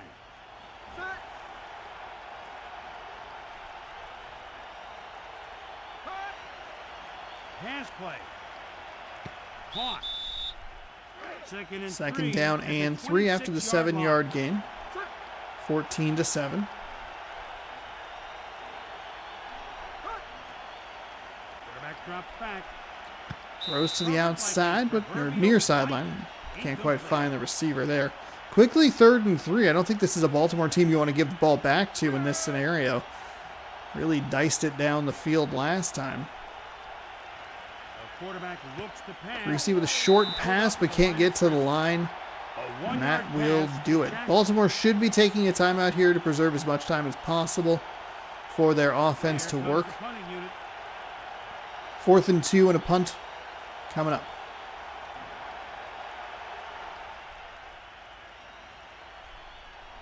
And they kind of reward Baltimore with taking not nearly enough time off this second quarter clock. They had about 30 seconds that they should have run off of that. And even if you take 20 more seconds off of it, that's 16 seconds to go, because this game tends to snap the ball with about 10 seconds left on the play clock. 36 seconds, 1st and 10, short pass. It looked like they were setting up a screen. Quarterback took a hit, Second down and 13 but he'll to go. pop back up. 2nd and 13 after the loss. Play action pass, and he's going near sideline. into triple coverage, and honestly kind of surprised that wasn't caught with how the Baltimore receivers have been playing. 3rd and 13. Incomplete pass. Okay, so they're going to give Cincinnati an opportunity to get some points here. A couple of really bad drives. We saw like really nice touchdown drives from these teams, and it feels like it was so long ago. It was only like earlier this quarter.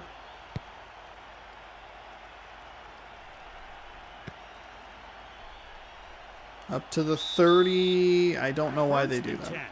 It doesn't make any sense. Just try to get as many yards as possible. I guess it kind of makes sense. Pass play. There's nothing more deflected. intimidating. Incomplete pass. Oh my goodness. This is why it's so frustrating watching the Cincinnati team. They throw it all over the yard, and it just, they suck at it. It might be more the game. The pass goes for a short gain, but it doesn't matter because that is the end of the half. 106 yards, 127 yards. Both teams 2 for 4 on 3rd down conversions. 1 takeaway for the Baltimore Ravens. And Baltimore gets the ball back to start the second half. Not good news for Cincinnati, though their defense did play pretty well on that last drive. Ooh, a poor run back and kind of making me eat my own words with the coverage unit situation. Adam Archuleta with his first tackle of the game, and that'll force them into some pretty bad field position. 1st and 10 from the 14. 4:57 to go in the 3rd quarter, because that's what happens when only one play has gone on. And of course, Baltimore finds a way to get a completion. You know, Chris, the D was just not ready for that play. 1st down and 10 to go. Defense shows blitz.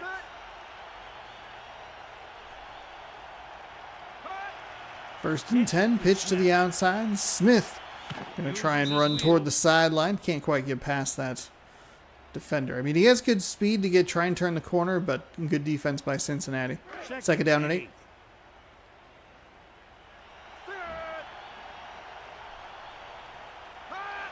Here's the pitch out. Smith. Looked like it was going to be a pitch to the near side, but then he kind of just 180'd and said, no, thank you. I'd like to try this other side. Got tackled. And kind of a bit of a mess. 3rd and 9. 3rd down and 9 for the 1st. Strong eye, 2 tight ends for the Ravens. Pass play. Oh my goodness. Baltimore had a 3rd and 9. All Cincinnati has to do is just get a stop before the 1st down marker. They had the guy in position. He missed the tackle, and it's a big gain for Baltimore. 1st down and 10. They lead by a touchdown. First drive of the 3rd quarter. Keep it on the ground. A run to the left side. Smith still managed to get past a couple of Cincinnati defenders. This defense just is not doing well for the Cincinnati Bengals. 2nd and 7. Defense shows blitz. The pitch is Smith. Pitch to Smith, the outside. Tripped up as he runs toward the boundary. 3rd down and 3. 3 at the 47-yard line. Lone runner in the backfield. Quarterback drops back. Oh my goodness, a nice quick pass. I believe it's Smith to Smith. 3rd catch of the day for him. Will go for a 1st and 10. 1st and 10. The Ravens send a man in motion. Smith looking to throw. Smith float pass over the middle. He'll find Johnson for a solid gain.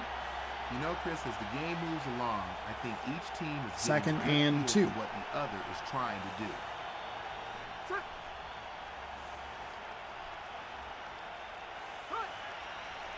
Smith looks downfield. That's a nice reception.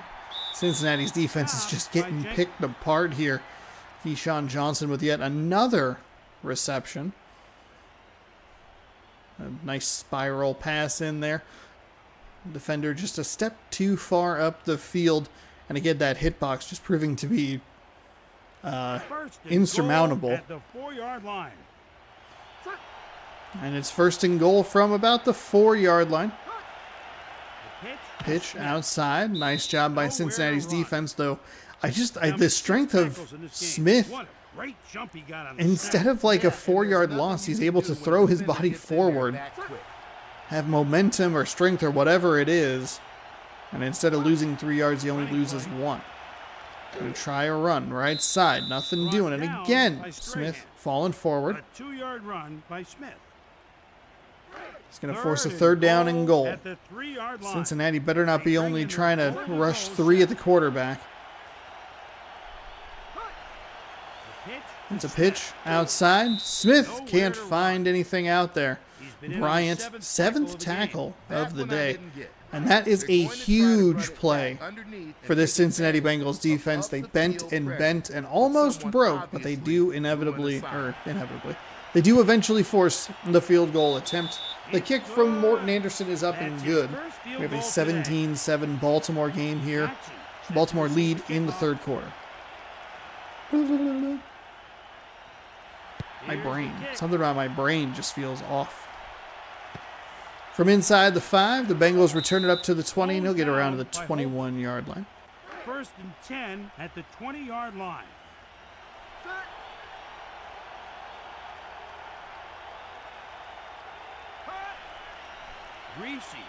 Greasy throws to the outside. He finds a nice completion for 11 out to wide check. Cincinnati, I really feel like they have to come away with something on this drive. A field goal is valid because they were able to force a field goal defensively. Greasy throws it down the field. Ends up being 1 Bengal versus 4 Ravens. It's an incomplete pass. It's bad. That's what stands out to me. It's awful.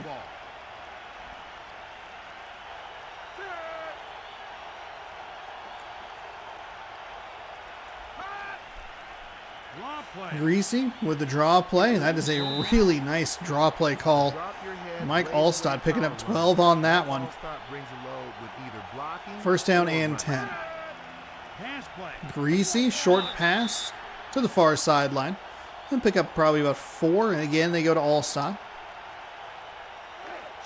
Actually give him 5 on the reception. Strong eye, 3 wide for Cincinnati. Greasy drops back. They're going to go with a screen play by Akpatuka with a spin move. I thought the spin move was really going to help him get away there.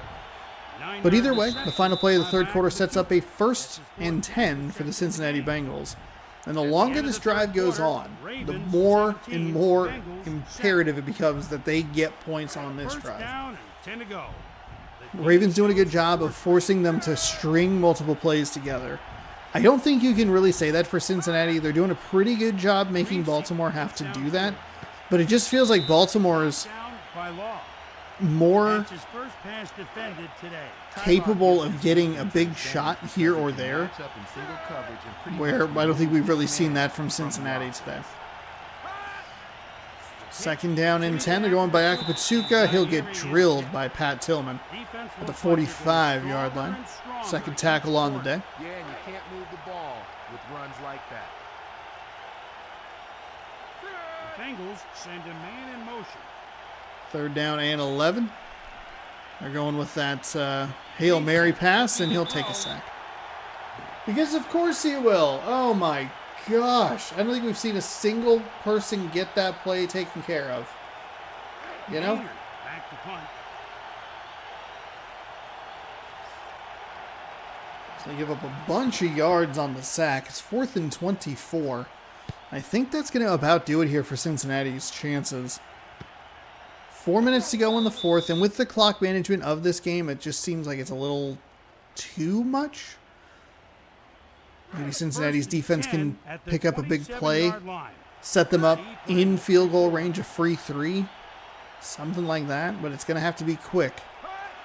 This defense has not really seemed capable of stopping this offense.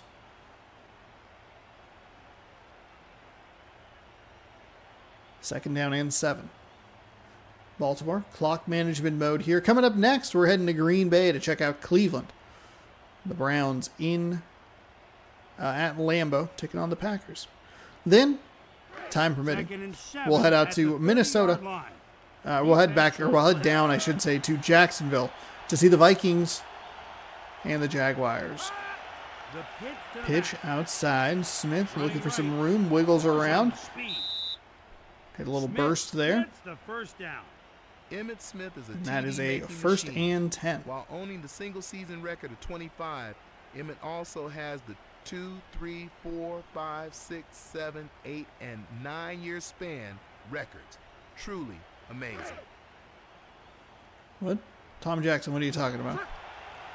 It's a weird way that you phrase that. Here's the run. He snapped that ball with way too much time on the play clock.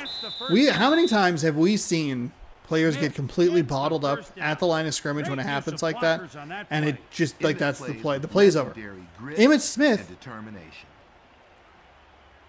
wiggled his way free for a gain of 12. What?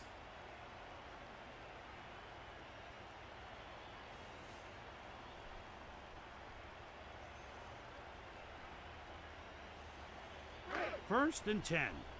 Defense shows blitz.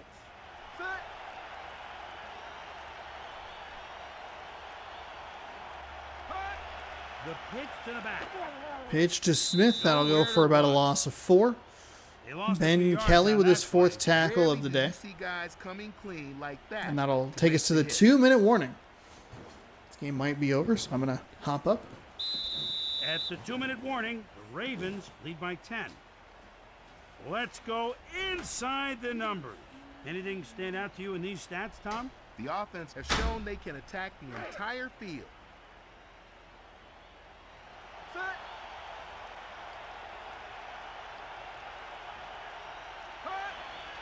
Smith with the ball. Tackled at the 31-yard line.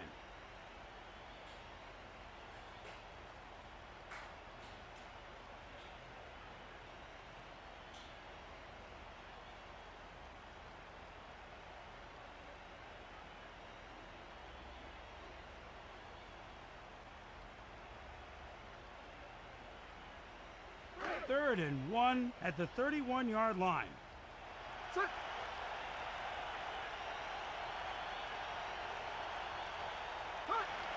Jones with the ball around the right corner. Out of bounds at the 25-yard line. First down and 10 to go. High formation for the Ravens.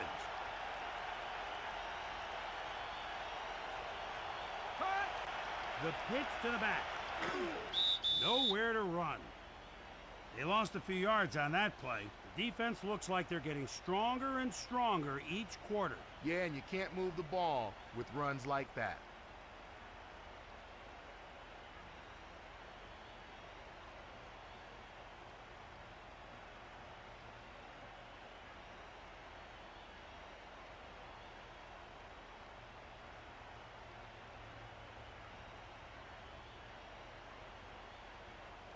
Second down and 13 to go.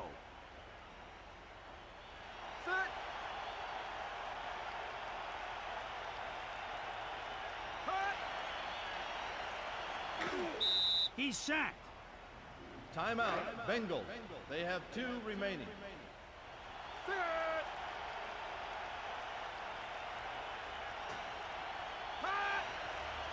Timeout, Bengals. They have 1 remaining.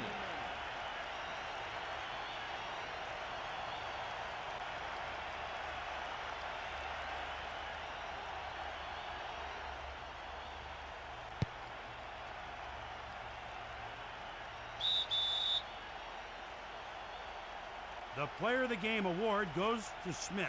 Being awarded the MVP is just icing on the cake for this true professional.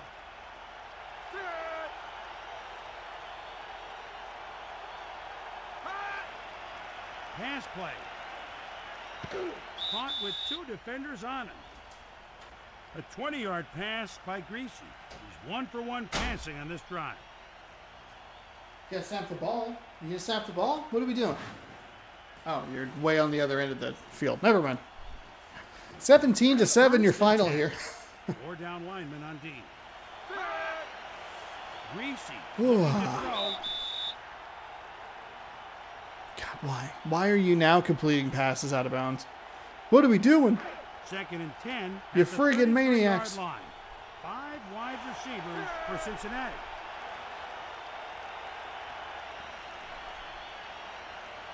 You actually going to get the pass off this time? Oh, you did. Where was this last time? Okay. Pass is deflected. 17-10. Your final interception. A couple of pass defenses. That's the game. Ravens win by 10 and go to 9-6. I'm Chris Berman. With Tom Jackson, the entire crew. All right. So we will we'll back out of this one. I'm actually going to pop a save here because we've done a couple of games. We haven't actually made it very far. It's like down the line, but that's okay. Let's go in here.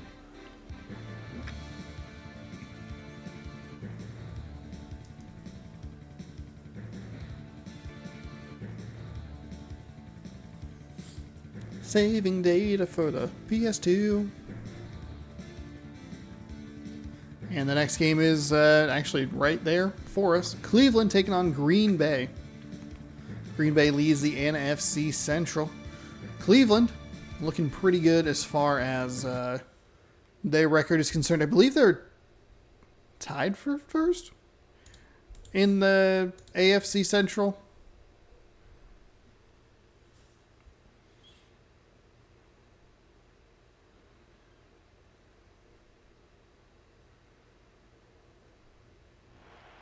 Live from Green Bay, Wisconsin. Perfectly sunny in the middle of December, Green Bay, Wisconsin. Chris Berman here. Well known for. Welcome to today's game on ESPN. ESPN. Tom, what do these two teams bring to the table today? The Green Bay Packers come into this game leading the NFC Central. Two 8-6 teams. They're ranked second in the NFL at stopping the run and 18th when it comes to defending the pass. Come on. Meanwhile, the Cleveland Browns enter the game in second place of their division.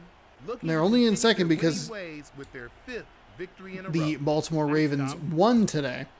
So, just a few clouds in the sky, we shouldn't have any trouble with the weather today.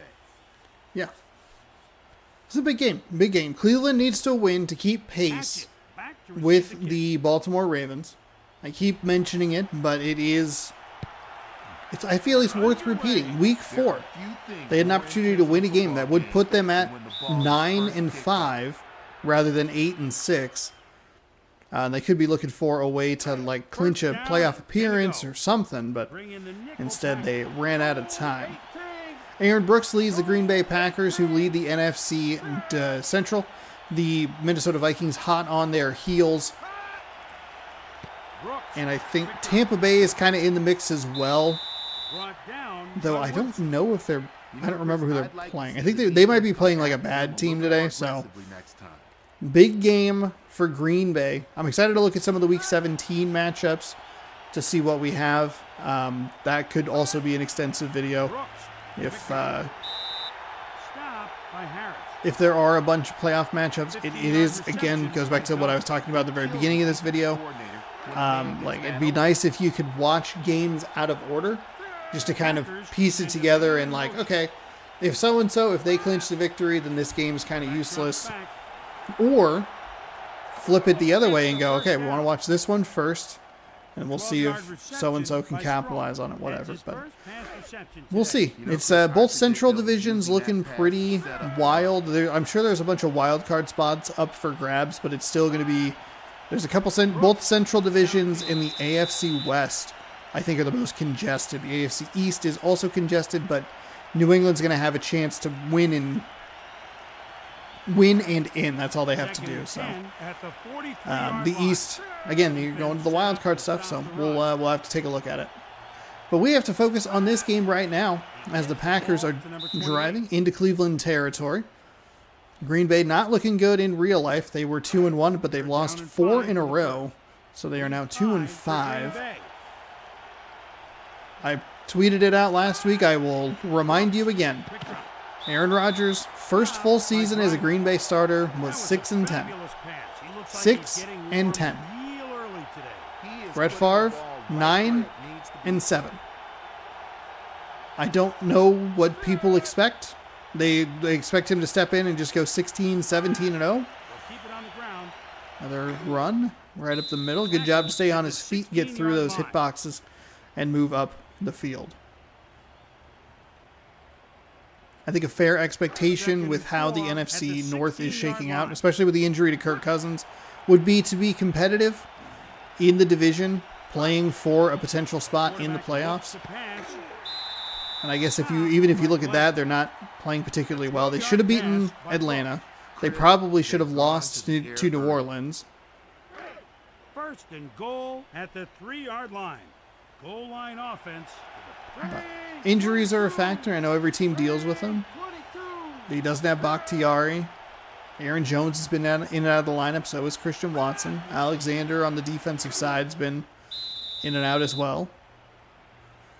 Sometimes you just have an off season. Brett Favre went 4-12 one year. Second and goal it's fine. At the 3-yard Everything's line. fine. And keep in mind, and again, would you want Green Bay to just tank the season in hopes of getting Caleb Williams? No, that's boring.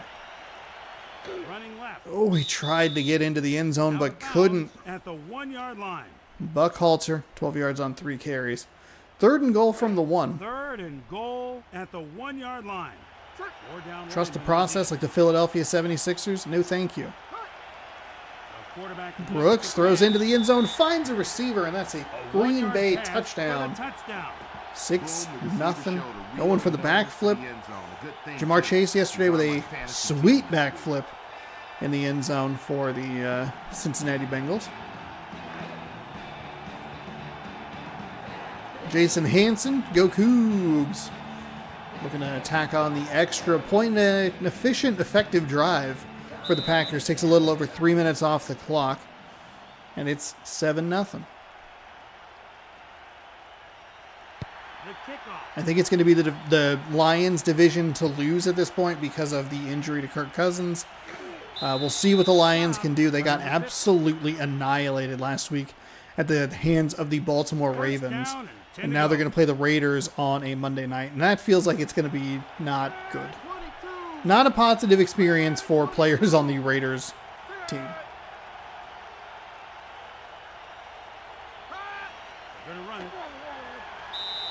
I like this defender. He makes the most of his talent. Chad Eaton getting the tackle, 2nd down and 10.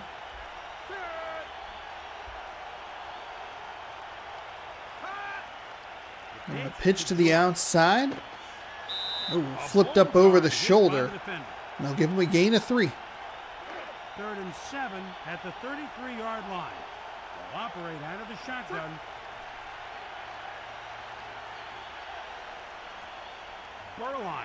Burline out to the outside. Nice hit by the defender to jar the ball loose. And Cleveland will be punting this one away.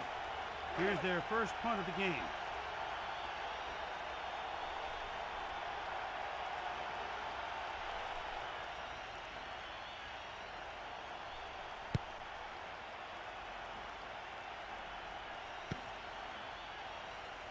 To the 30 to the 35 where he is tackled and dropped. At the 35-yard line.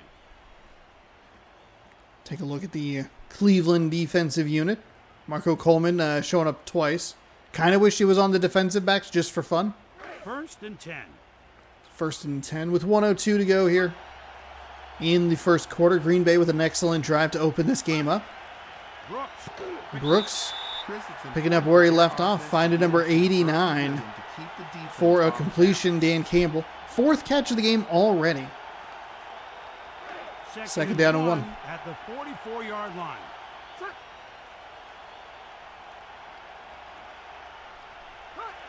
Running play. Goes with a run play up off the right side to the fullback.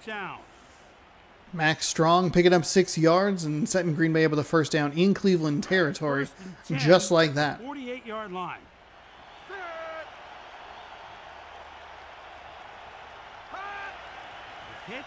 Pitch to the outside, well read by the Cleveland defense. Those plays don't usually work, but still need to execute on the defensive side.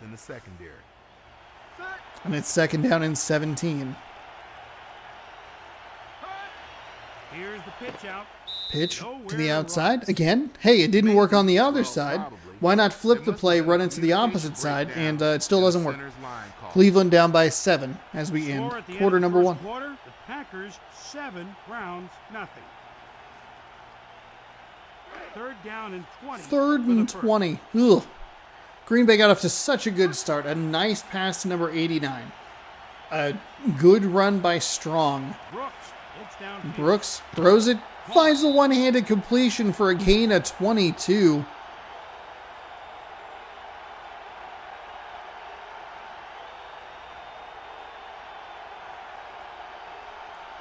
What a terrible play to give up. A nice find, a soft spot in the defense. And it is 1st and 10 from the 37-yard line.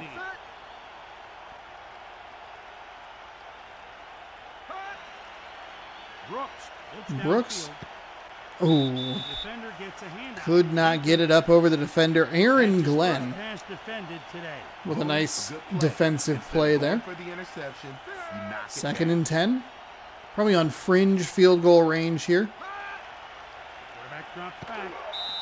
It's a short pass. It'll go nowhere. Nice reception as the Buckhalter. Nice reception by him as the defense was all over it. 3rd down and 9.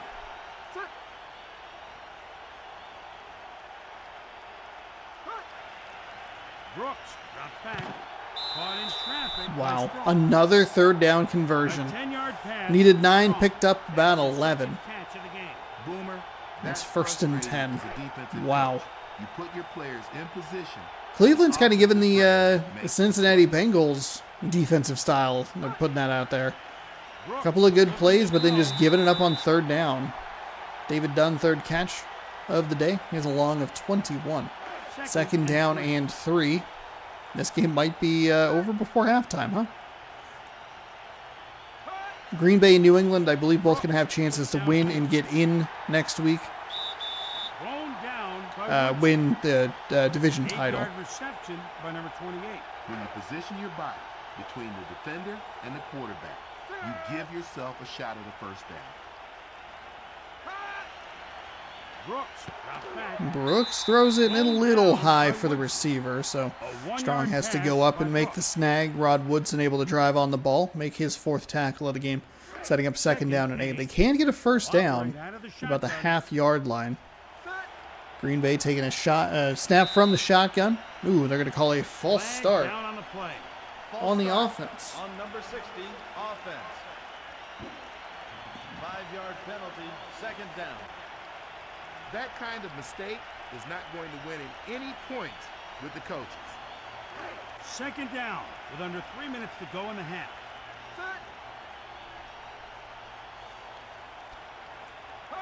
2nd down and 13. Play action pass. Throws into the end zone. Caught for a touchdown. In double coverage. Rod Smith with the reception. Jason Hansen going to come out for another point after touchdown attempt. Threading the needle. It's actually more of a single coverage situation. It looks like double coverage thanks to the angle, but really just a one-on-one scenario. The kick is up and the kick is good. And with 2:51 to go in the 2nd, Green Bay 14, Cleveland 0. This is helping. This is helping the disappointment of yesterday. I did not actually watch the game. I just watched the highlights, but they were still frustrating. It was more frustrating just from a decision standpoint. You have to go for it on 4th down every time. You can take points.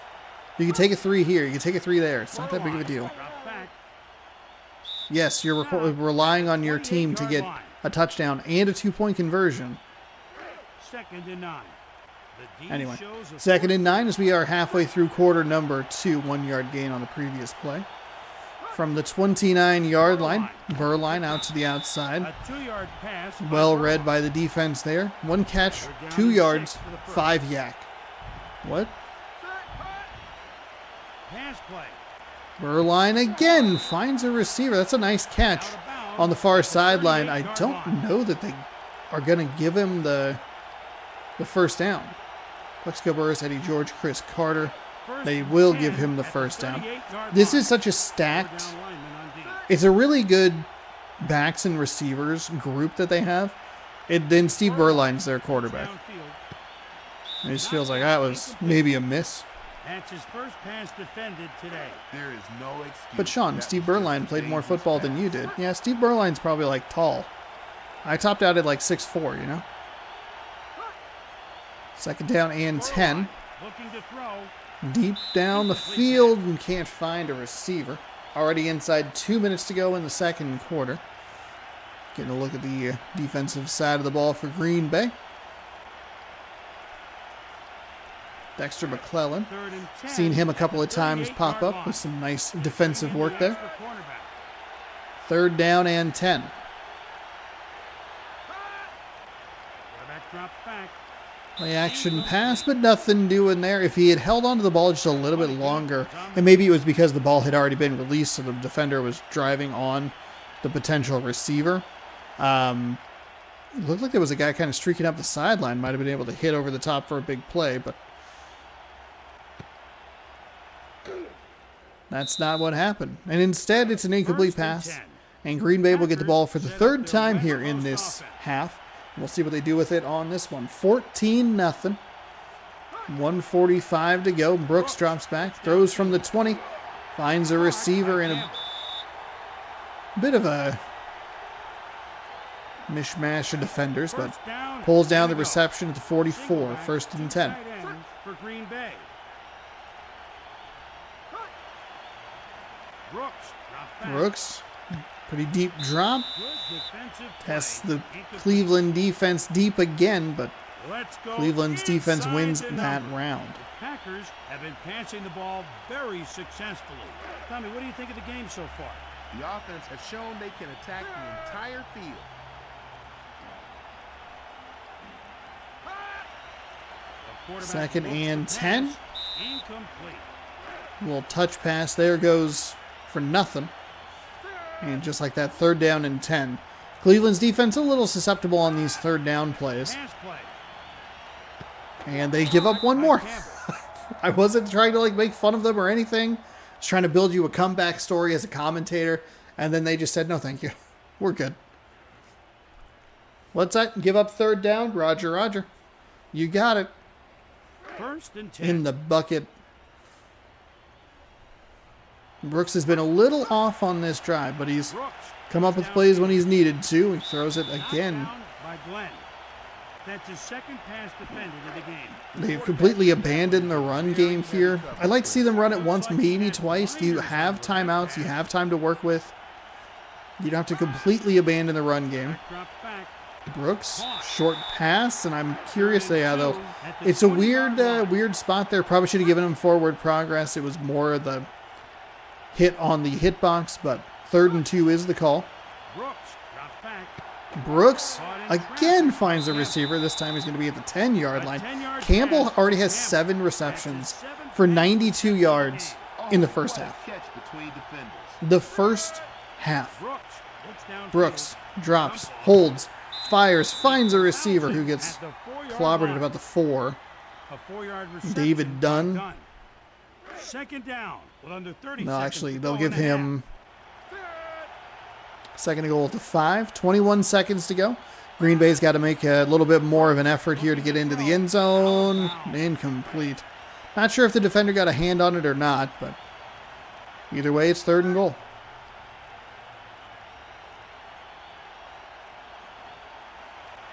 Brooks. 3rd and goal, Brooks. Shoo, that's going to be short. Corrals him. They'll call a timeout. They're going to kick a field goal. No, they're going to go for it. Excuse me. Ooh, I formation for Green Bay. A 4th and goal.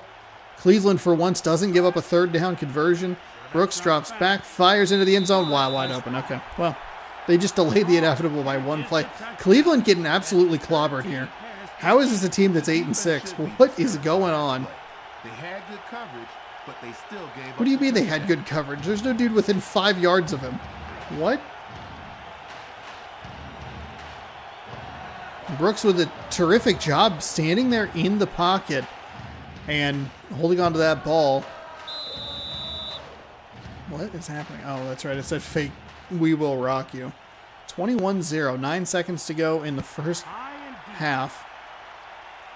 But a nice job by Brooks. Stood in the pocket. There was a lot of pressure coming in. Delivered a nice ball. Easy completion for the touchdown. Green Bay, 3 possessions, 3 touchdowns. Quarterback will take a knee. Cleveland, they've just given up. They've quit. Green Bay, call a timeout. No, please don't. Please don't do that. Please don't do that. Timeout, Packers. Why? They have one Why? remaining. You only have 1 timeout. They're just trying to go to half. Okay, well that'll do it. Burline 4 carries or 4. Oh my God. Oh no. 6 of 7 on 3rd down. The only one that wasn't converted. The only one ended up being a touchdown on 4th down. So a disastrous first half for Cleveland in every facet of the game. Let's see what Hopefully they made some adjustments in halftime. And their first possession will start at the 22-yard line. This is good news for Jacksonville. It's really good news for those Jaguars.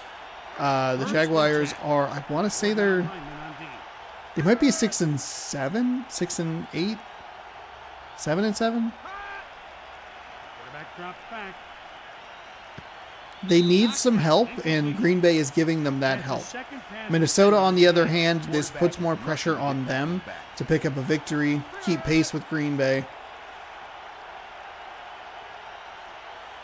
2nd down and 10. Burline throws and finds a completed pass. That is going to, no joke, double their yards. A 17-yard pass by Burline. Almost triple. They had 10 yards. 10 yards of offense. Going right.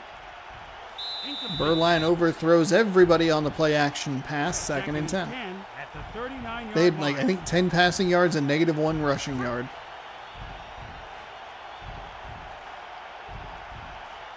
Which honestly really isn't their fault.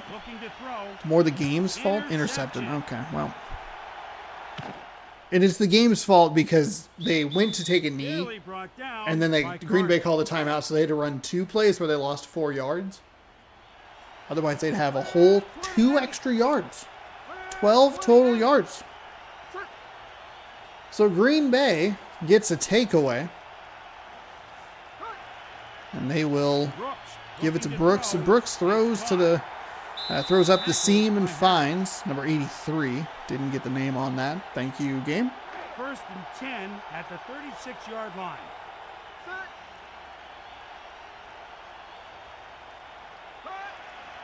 He fakes the handoff. Brooks on the play action pass deep down the field. Can't find the receiver.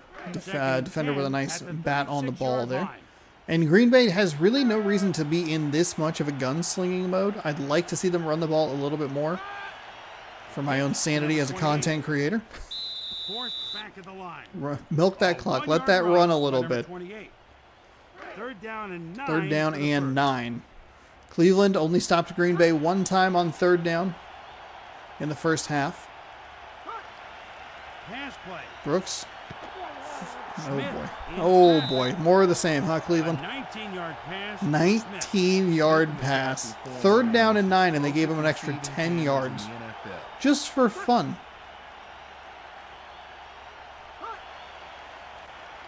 Brooks to the flat. Can't really find much after the pass is completed, but it does keep the clock moving. Which, if I'm Green Bay at this stage of the game, at this stage of the season, I want to get out of here as quickly as possible to minimize the injuries that could happen. We saw Green Bay's season get derailed in one of the previous random rosters when their quarterback got injured. And then, for whatever reason, the rest of the NFC North or Central or whatever it was could not figure out how to win. So they limped into the playoffs, and I think they got beat immediately. Quick little wide receiver screen. I think that actually is going to qualify as a stop for the Cleveland defense on a 3rd down. Let's go. Good for you. Jason Hansen's already racked up 3 points on PATs. Can he double his point total on a 4th and 8? The kick is up, and the kick is good. 24-0 is the score. Horn set to receive the kickoff. Finally, one team has an offense. What is this weirdness? Completed passes? A decent rushing attack? What? Thrown down by Rudd. Dwayne Rudd, 2 tackles. First down and 10 to go.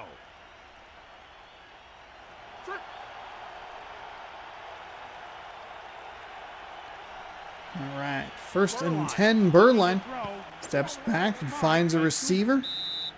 I'll get him up to the 42-yard line, or 37, I think. First down and It is 10 to the go. 36, in fact. The Browns send a man in motion.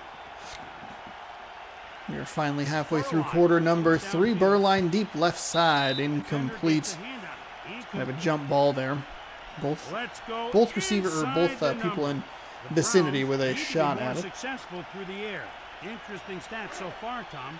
The offense liked to pass to the left today.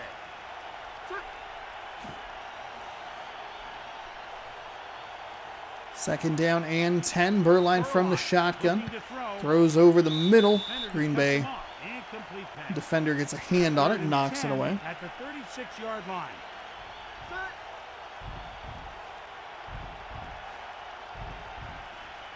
Burline looks downfield. Incomplete. Okay, surprise. Burline threw downfield. Incomplete pass.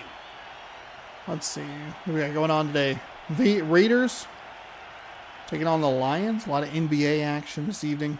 Game 3 of the World Series. Probably should be 2-0 Arizona, but that 2-run blast in the 9th tied the game then. At that Texas ended up winning in game number 1, but Arizona came back with a ferocity to clobber them 9-1. I'd like to see Arizona win over Texas. I don't love the idea of a team just being like, we're going to pay a lot of people a lot of money and then hope it kind of works out, and then we'll be good. And it's like, well, I don't know. Seems like your organization's maybe not very good if you can't get talent from your own. You got to like pull everybody in. I don't know. It's probably a weird mentality to have. 2nd and 7 at the 37-yard line. Pull back to the strong side. 2 tight ends for the Packers. 2nd down and 7. Going with a run play right up the middle. Nice spin move. Number 28 gets the first down. Got around that got around that defender and found a few extra yards. 1st down and 10. Green Bay working the clock now. This is what you like to see.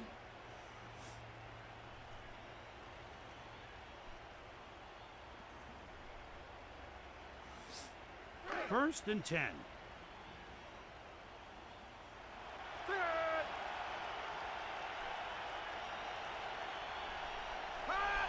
Running play. Runs off the right side. Tackled right at the 50-yard line. And that'll be 2nd down and 6. One more snap here before the end of the 3rd quarter.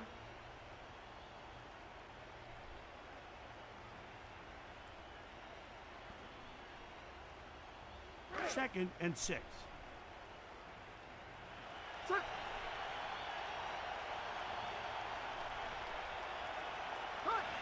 Gonna run it.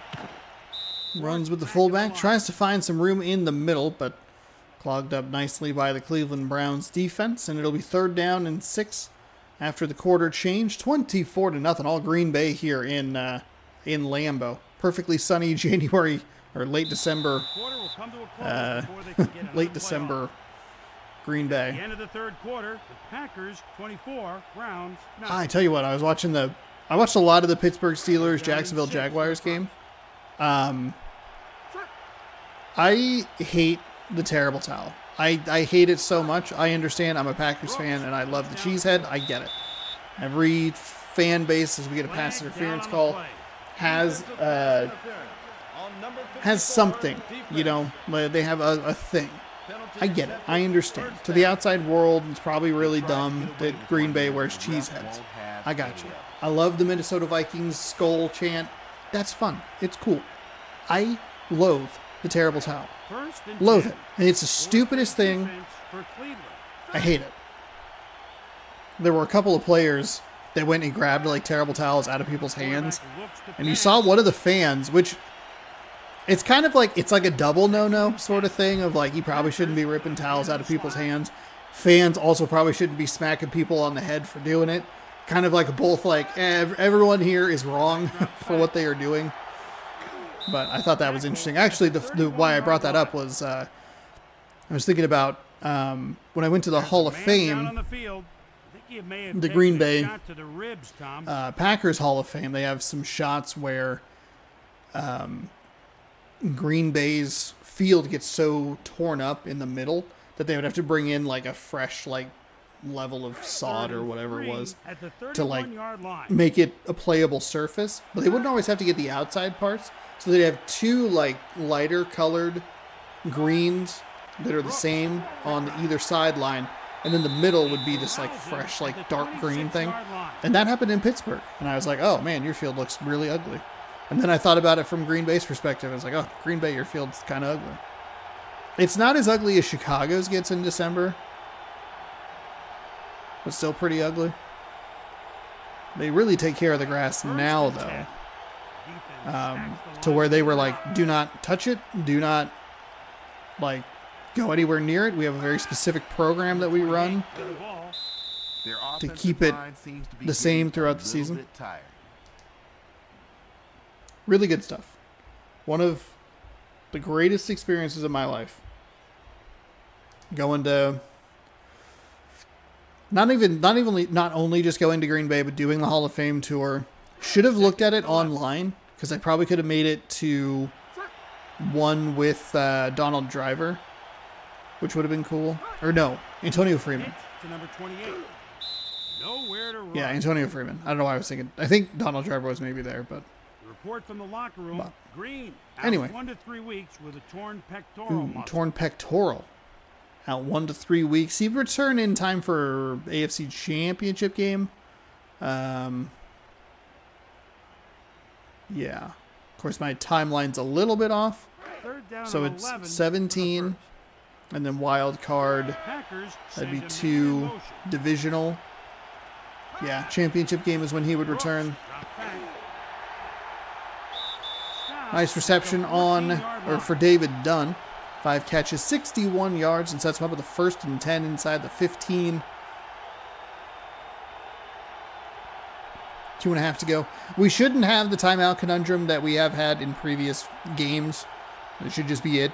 Cleveland should realize that they're down by 3 scores with 2-point conversions. 14-yard line. 4 down linemen on D.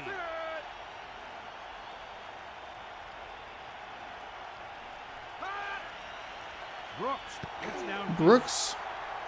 Not really sure why Green Bay is throwing the ball. I guess it doesn't really matter if it's going to be the 2-minute warning anyway. 2 minutes to go in the game. The D shows a 4-3. Actually, we saw. So I was talking a little bit about some of the Packers' decisions in the red zone. I was mentioning that. Seattle lost a game because they went for it on 4th down. Green Bay was down pretty big. I knew they were down 2 scores, so it's kind of like, why not? You know? Because you can't count on the fact that you're going to get a turnover or whatever. But Seattle lost in Cincinnati because they went for it on 4th down twice. If they just kicked field goals, they would have been able to win that game. Cincinnati, by the way, first team since the merger where all 4 of their victories, their first 4 victories, comes from the an opposing division. They are 4-3. Cincinnati is 4 victories against the NFC West: Arizona, Los Angeles, San Francisco, and Seattle. It's wild. Green Bay scores 1 more touchdown just for fun. Hanson on to kick the PAT. 5 kickoffs, no touchbacks, though that's not surprising. And we have a 31-0 blowout here. Get you to a more competitive game. Actually, honestly, if you could simulate it, that'd be the way to do it. But this game doesn't have that technology.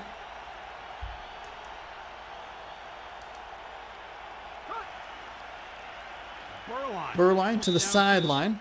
He'll step out. Let's go inside the number. I believe that's a loss. Seem to be confused on how to move the ball through the air.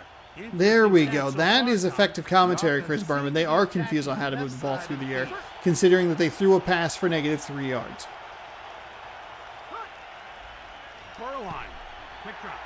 By hitting the receiver just as the ball arrives, he's able to Oh, jar boy. loose and force the incompletion. Set.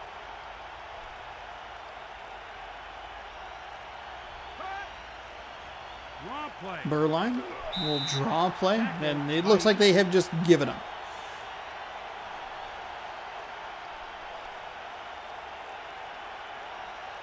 The punting unit comes on the field.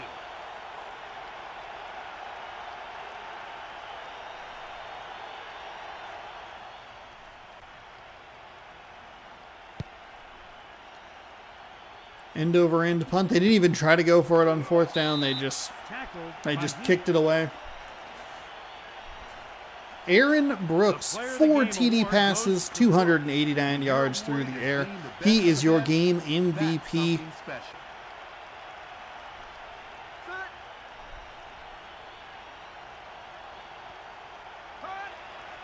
Brooks. Quick drop. It's like they're trying to get him 300 yards or something like that. I don't know why they are still throwing the ball. Next dominating defensive force. Set. Hut. Brooks drops back. The defender gets a What is happening? Why are you not running the ball? Is Mike Leach coaching the Green Bay Packers? What are we doing? Harris is a solid corner that doesn't do a lot to hurt his team.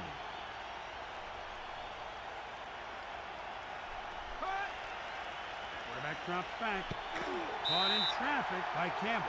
I think he got 11 on that play. That might have actually gotten him to, Coverage on that play well, get Dan Campbell up over 100 yards receiving. catch. Oh, now they're going to, what is wrong with you?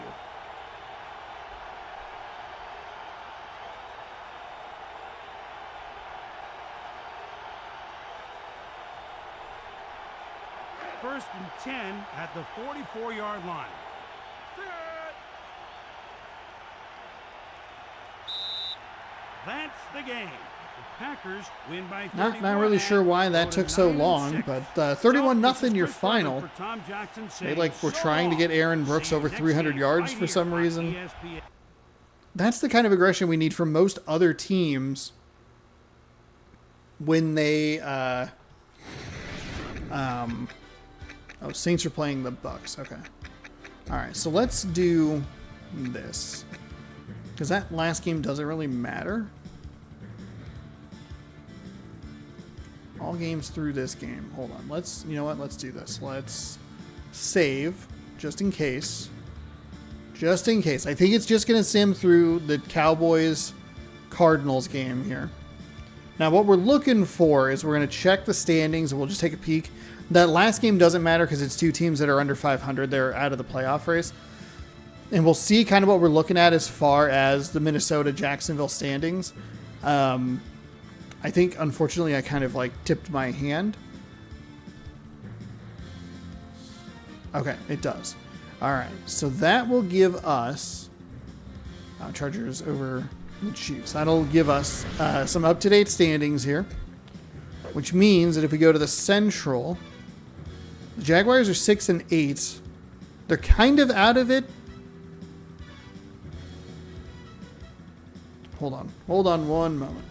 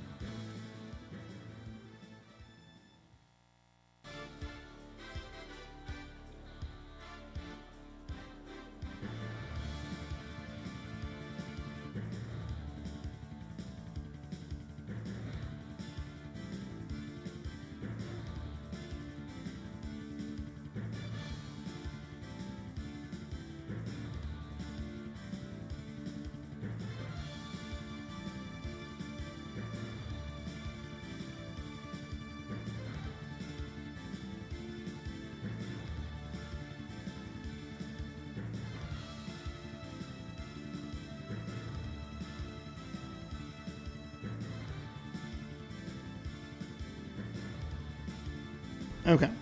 So, the Ravens winning really puts a damper on the Jaguars' chances here. With the Steelers winning 6 in a row and the Titans winning as well. I think the Jaguars are kind of out of it. But let's check. Chiefs, Patriots, Ravens, Bills, Raiders. Yeah, they would need a lot to happen, and they've lost 2 in a row. So, doesn't really do a whole lot for them. The Vikings need to win to keep pace, so we could go at it from that angle. Let's see. Does it set up anything in week 17 for...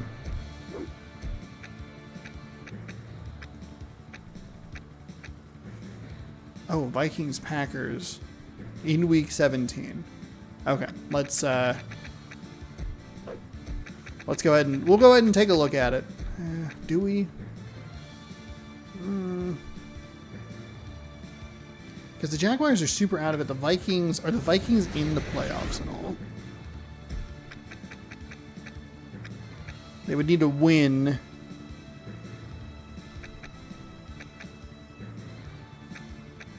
Ugh.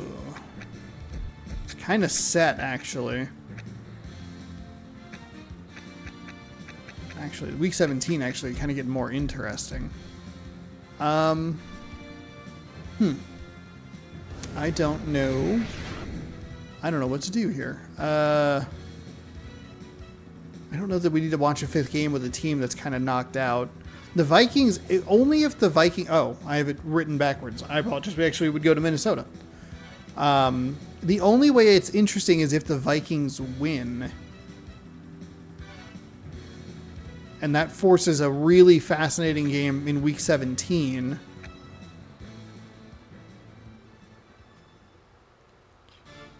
Let's do it. Let's do it. Let's do it. Probably not a great idea considering that you just called me and was like, hey, going to bring you some pizza. But that's all right. That's all right.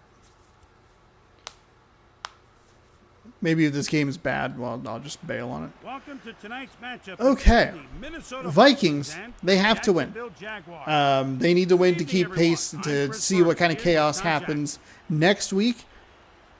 Tom, what do these two teams bring to the 72 degrees. I'm assuming that's inside the dome. There's no way it's 72 degrees in Minnesota in December. But, hey, who knows? I do need to flip these two teams and where they are playing. So we'll cut and then paste space at that. In the AFC Central, trying to end their 2-game skid. Thanks, Tom. Okay. We just watched an NFC Central team blow the pants off of an AFC Central team. We'll see if we have more of the same here in game number 5 of today's action. I will make sure to do a bunch of extra research and see if we see how many games are interesting. That AFC is really solid as far as like the number of teams that can make it into the playoffs. Epps injured on the first play of the game. That is not good, as he will limp off the field. So 1st and 10 for the Vikings here at the 22-yard line. We're looking at a lot of teams that are very competitive in the AFC for wild card spots and such.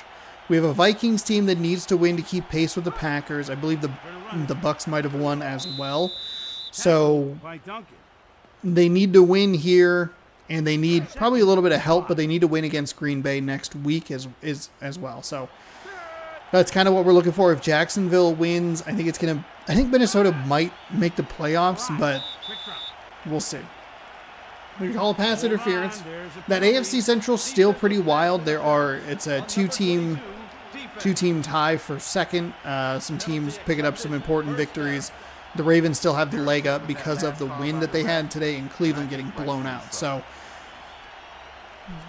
it's going to be more of the wild card stuff. But we'll see. We'll see what happens. I'm excited to take a peek at some of the Week 17 matchups because not everything's closed up just yet. Patriots are going to be win and in. The Packers, I believe, will be win and in. Nice find out in the flat.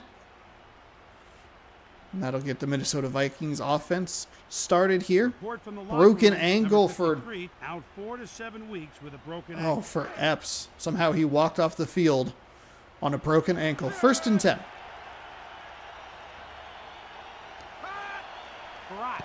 Quick pass to the outside. The receiver actually catches it, but doesn't go anywhere. You can see the blocker was trying to get in the way, but just not there in time. 2nd and 12. 2nd and 12. 4 down linemen on D.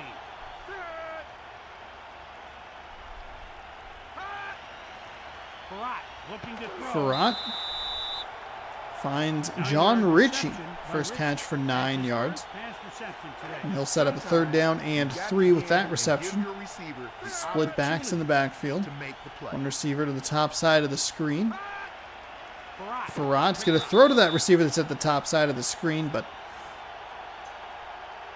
tackled immediately by number 24. Loss of 1, 4th and 4.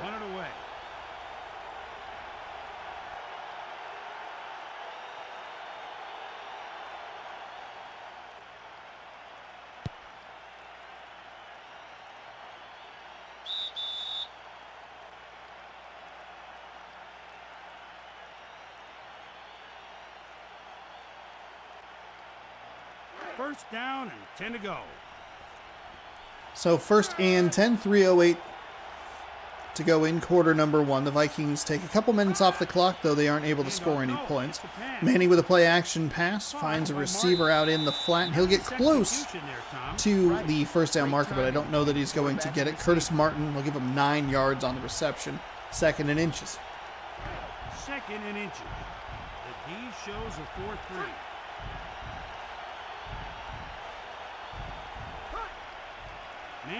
Manning with a quick pass, and that does not fool the defense. Doug Evans on the backside deflects that one away. Should regroup and try a different play to beat this defense. I forgot what I was going to look up. 3rd down and inches. They'll go with a run play, and Minnesota's going to stuff him at the line. And it's just excellent defense by Marty Moore. First tackle of the game.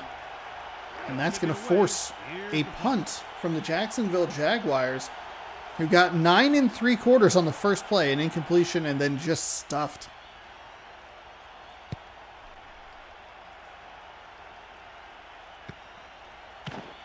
So it'll go up to the 45-yard line. Good starting field position for the Minnesota Vikings. Take a look at that offensive line. The backs and receivers. Tim Brown. 1st and 10. Probably the most notable. Farrat under center. Running play. Run play right up the middle. Couldn't really find much room, but 8 yards on 2 carries. That one goes for 3, 2nd and 7. 7 to go.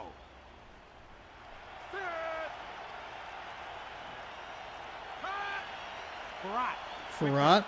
Ooh, tries to go over the top, but actually looked like he hit the defender in the back with the ball. Defensive unit for the Jacksonville Jaguars. 3rd down and 7. The guy, Lake, the guy with the last name Lake, looked like Keegan-Michael Key. Looked like a fake football player. Looking to throw. Farrat over the middle, it's incomplete, and this Minnesota Vikings offense just doesn't. Neither team really looking all that great coming out of the gate here. Matt Turk on for his 2nd punt of the game. This one will be knocked back to the 5-yard line, where he will return it up to the 15 and get tackled by The 17-yard line. an offensive lineman, because that happens so often. Defensive unit for the Minnesota Vikings. We are just trying to burn through this as quickly as possible. Here we go. Leroy Butler. 1st down and 10 to go. Go back to the The Lambeau Leap Man himself, playing for the purple and... Is it purple and gold? Ball to Martin. Tackled by Rainier. A 1-yard run by Martin. 2nd and 10. 2nd and 10 for Jacksonville. Manning under center. Snaps, takes the snap and pitches it to Curtis Martin. Martin going to be pelted back in the backfield, and that's going to be a loss of 8. It's that kind of disastrous play that just doesn't...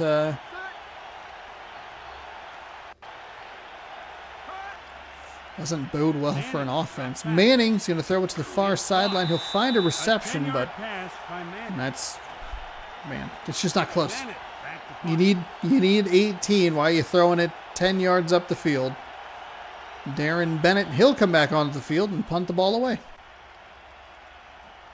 Two offenses that just, I mean, they might have already checked out mentally for vacation.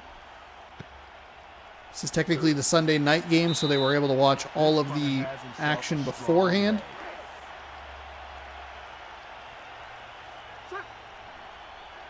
Minnesota should be a little more fired up. They have an opportunity to win and beat Green Bay next week. Could sneak their way into the playoffs. They got to get something going here. Duncan with a nice tackle there, his second of the game. 2nd and 2 after the 8-yard play. Pass. I could not think of the word pass. Excellent.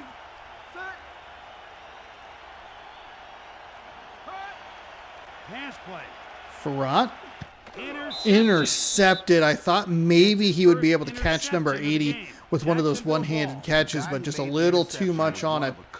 Jacksonville with the takeaway. Jacksonville might actually just be eliminated from playoff contention right now. I don't know that they can get enough help. Unless they get like every bit of help and own every tiebreaker. 4 carries, -6 yards for Curtis Martin, and that is a great encapsulation of how this game is going. No score through the end of 1. This is going to be a tie game that goes 0-0. So what Green Bay was, 8-6. So they are now 9-6. They can finish the season at 10-6. I didn't actually catch the thumbnail for the Vikings. I believe they're 8-6 as well. So they have to have this win. 3rd down and short. Manning, they're going with a quarterback sneak, and he's just caught on that offensive line. There was nowhere for him to go. The hitboxes are brutal in this game. Man, a 3rd and short. I mean, that's where you see a tush push in today's NFL. But back then, it was a quarterback sneak, and it did not work. The punt is away. It's a good one. All the way back. It's going to flip the field 20-20.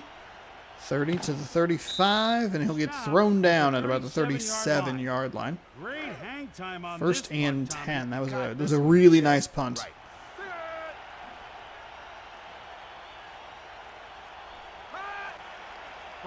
Farrat with a quick pass, a little screen to the outside. That's a good way to get him into a bit of a rhythm there. It's a 5-yard gain.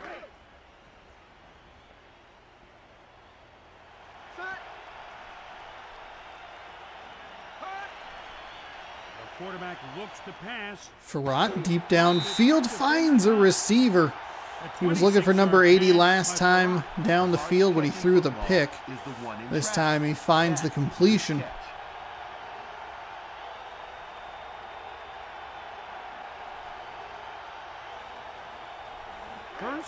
First and 10. The Vikings send a man in motion. Farrat. Maybe a little quick on that release out of his hand there. Didn't look like either of the receivers in the area, which probably shouldn't be in the same area, were ready for the ball. Farrat finds a nice completion there to number 25, Charlie Garner. 7-yard reception by Garner. That's his 3rd catch this game. Good opportunity for the Minnesota Vikings to at least put 3 up on the board, but if they can gain 3 yards here, they can keep this drive alive in their hopes for 6 to go. Okay, I couldn't even finish the sentence, mainly because I didn't know where I was going with the rest of the sentence. Blah, blah, blah. But here we are. Paul Ettinger coming out. A couple of Michigan State kickers in this game. Kick is up, and that's wide left. Wow, that's the wow. Okay. All right. They don't want to win the game. Good. 1st and 10. 3:01 to go. Hands the ball off. Finds some room on the right side, and Nice explosive run by. Curtis Martin keeps his It's a balance 14-yard and run, low to the ground. and he only has He's ready 7 to make the yards. cut anytime. First and 10, out at the 45-yard line. Manning drops back. Caught. Manning with a completed pass out to the far sideline, tackled right on time. Beasley will pick up 13 yards, but not anymore. First and 10. 2.5 to go in quarter number 2. The pretty bad offenses continue. Baltimore and Green Bay were probably the best looking teams offensively. Nowhere to run. Miami's They defense lost a few yards was on that play. I'm impressed with his ability probably the to get in best there and disrupt defense the that we play saw. before it gets If we could started. have like a Green Bay or a Baltimore offense with like a Miami defense, that'd be a pretty good team right there. Caught by Beasley.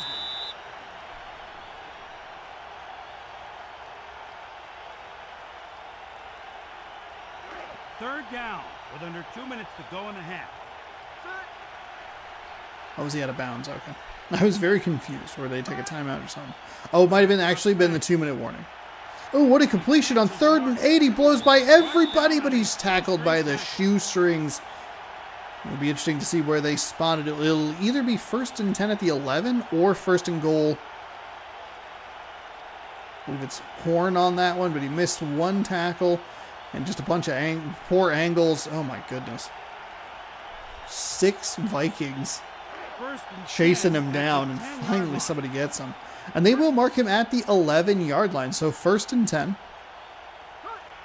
The pitch out. Pitch to the outside. Martin makes a man miss, and he is in for Goes 6. in for the score. What a drive by the Jacksonville Jaguars. This guy was gonna It's going to be score interesting that to see. So touchdown thinking no about matter it, what got in his way. if Tampa Bay plays early, we could have one of those things where, yes, Green Bay, Minnesota play, but if Minnesota doesn't win this game, it doesn't really mean a lot. If the Buccaneers It's good. That's lose, his first extra point today. Green Bay could kind of just win de facto, but we would need Tampa Bay to play the early slot, and then it's a fumble. Oh, they got the recovery. What a near disaster that was. 4 down linemen on D. Because you could watch Tampa Bay and then watch the Green Bay game, depending on the Tampa Bay result. Hopefully there's a bunch of good games to pick from. Usually when we get to this point, it's like kind of a game, like not a gamble, but it's a struggle. First and You have to 10 kind of come at up with the some 39-yard storylines line. to get this to make sense or work. For Minnesota. Caught. Oh, there's a nice pass. Corrals him at the 45-yard line. See if Minnesota can get into a rhythm here before halftime. A good response drive to the touchdown. Minnesota with the missed field goal. Keep that in mind as we work our way through half number 2. That's a bad pass. Honestly, if you know that pass is forward from the quarterback, just let it drop. You lost 5 yards and burned a timeout. Farrat looks downfield. Gus Farrat finds a nice completion there. Stopped by McCourty. It's a big gain. 19 yards or so. First down and 10 to go. 1st and 10 from the 31. For Jacksonville. Farrat looking to Farrat, throw. float pass over the middle, finds, what timing, finds a nice reception there. It looked like there was nobody, and then J.J. Stokes was like, hello, I'm here. Don't worry.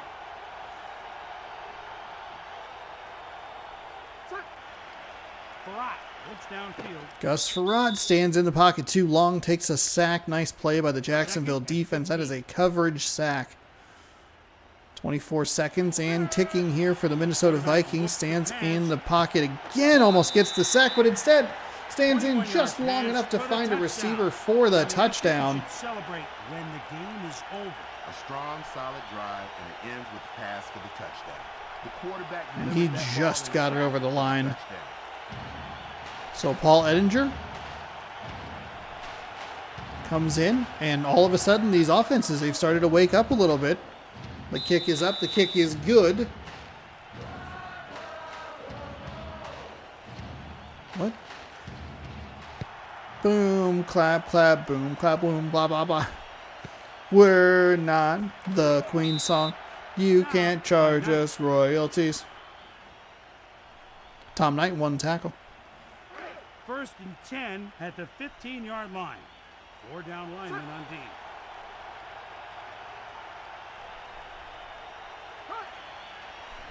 Manning looking to throw. Off the helmet of a Vikings defender. As we go That'll be inside the incomplete. numbers. Interesting Nothing stat so deep far, for the Tom. Jaguars yet, but the middle has been the most effective space for them to work with. 13 seconds to go in the half. Oh, a false start. I was very confused as they snapped the ball. Number 71, offense. It looked like Peyton Manning in the Super Bowl for the Broncos against Seattle. 2nd down and 15 to go. 4 down linemen on D.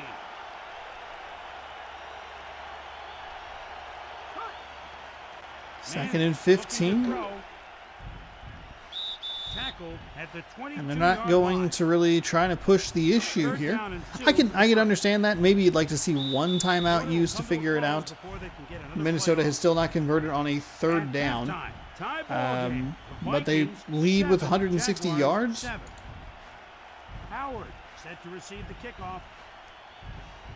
We'll see if the Edinger missed field goal comes back to haunt the Vikings as we get started with half number 2. Don't forget, after this game, we'll get you caught up on scores. We'll get you primetime players. We'll get a look at the standings, and we'll take a peek at week number 17 as we get ready to enter the playoffs here in a couple of weeks. So we'll have this video, and then we'll have one on the 7th.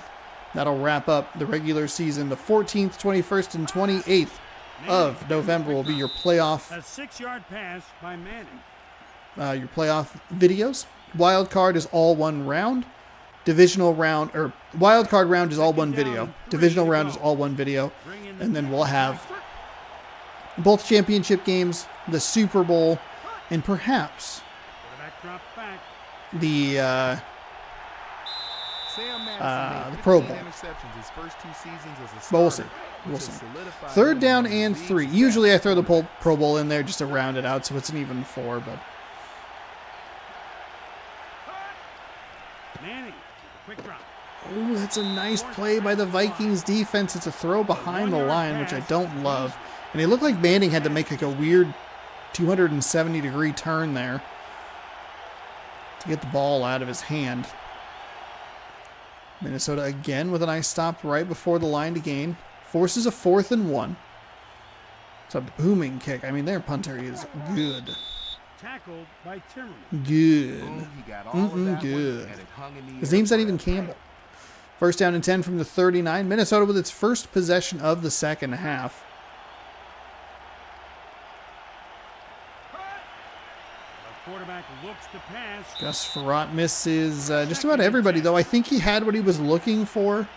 Looked like the defenders had come up a little bit to try and defend the crossing route. If he could just hit that receiver, it might be a pretty big gain. Instead, he Like that make me missed happy him. I was never That time a the ball's receiver in popped the out, NFL. and it is 3rd down incomplete. and Just 10. like that, 3rd down and 10, They'll run. and minimal time taken off the 3rd quarter clock. Frerotte? Nice. That's just great defense. Such a good read by number 37 there to get his hand up in the way and swat it down. 4th and 10.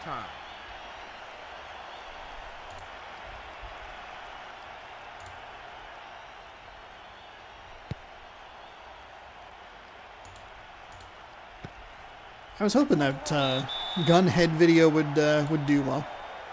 Thursday night when I sat down, I was like, man, 1st and 10. I should put this video up because it might pop off. And then it didn't, and then it did. It's wild. If you haven't checked it out, I'm very excited about that game. The quarterback looks to It's only about an pass. hour long. Knocked down. Incompletion. Fast-paced That's his FPS first pass roguelike. defended today. Leroy Butler All of those has performed words at a high work level for me. in the NFL for many years. 2nd down and 10. Draw play. Going with a draw play, and it's Brought pretty down effective. at He'll get 34-yard line. a solid gain there. They did not catch the down and distance. Too busy thinking about gunhead. 3rd down and 4. The game comes out November 8th. We got another release date for Born from Bread. That's coming out on the 5th of December. Looking to throw. It's a nice grab right there by Curtis Martin. Needed 4, picked up 6. Third catch of the day. Gives the Jaguars a fresh set of downs. 41-yard line. Born from bred. Whichever. I played that demo as well. That game was awesome. Quick drop. That demo was so awesome, I played all the way through it a second time. I was like, you know what I'd like to do? Is play all of this. And just when I thought, I was like, man, December, you're so clear. I don't have to worry about anything. Tight ends for Jacksonville. Born from Bread's like, hello, Manning. play me. I'm like, okay, you got it. Wally Rayner No led the problemo. Browns in tackling as a rookie through relentless pursuit of the ball carrier. Third down and 11.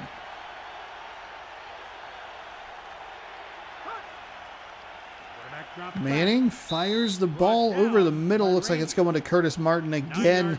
They needed 11, but they got 10 in Minnesota again. With a nice job. They give up the yards. They give up some yards, but they stop them before they're able to convert for a fresh set of downs, and it forces a punt. 4th and inches. They had the 3rd and 3 that they stopped right before the line. They had that 3rd and 11. Probably don't want to give up 10 yards like that, but Out of bounds. also, how was that out of bounds? That was out of bounds, but the other one wasn't for 5 steps. What? First down and 10 from the 10-yard line. That's a nice find to the outside. Pass to Brown. They're going to give him the yardage. 21-yard line. First and 10. 2 minutes to go here in the third quarter. Tie game 7-7. I formation for Farrat and the Minnesota Vikings. Handoff to Garner. Go with a nice handoff. I can't tell you how much I love Second the down matte and finish 8 to go. on Minnesota's Weak side, helmet. receiver in the slot for the They other. lightened up the purple a little bit, and it looks so much better. Second down and 8.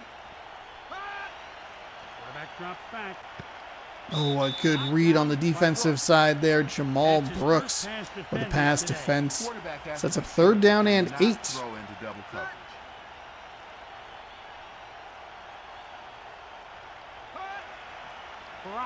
Farrat, oh, the defender. I tell you, if they could catch the ball better, if the passing or the catching, whatever it is that's broken, was better in this game, we would see so many interception touchdowns. Instead, we don't see any because this game's passing leaves so much to be desired. So the end over end kick Stop at the 45-yard line. is returned up to the 45, First and that is 10 at the 45-yard line. Strong that's the eye. 46, but all right. For Jackson. 1:14 to go here in the third quarter. Manning and the Jaguars.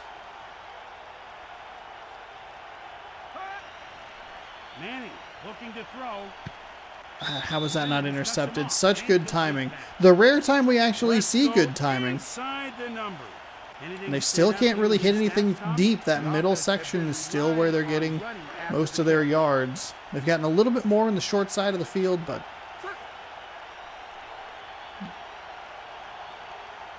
second and 10. Manning throws, finds a receiver who was clobbered immediately at the 50. Lewis Bush, 1 tackle. Third down, and 6 to go.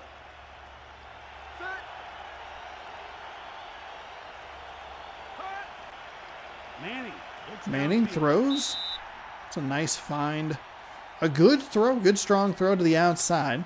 First and 10 at the 41-yard line. And thankfully for the Vikings, the defender was able to push him out of bounds. Otherwise, that could be a big play up the sideline. Drops back. Pretty deep drop to lose 4. Absolutely nothing.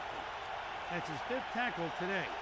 I don't know if it's a loss of 4. They'll give him a loss of 2, but Second down and a good read by the Minnesota defense. Came up with a nice tackle there. Second and 12. 18.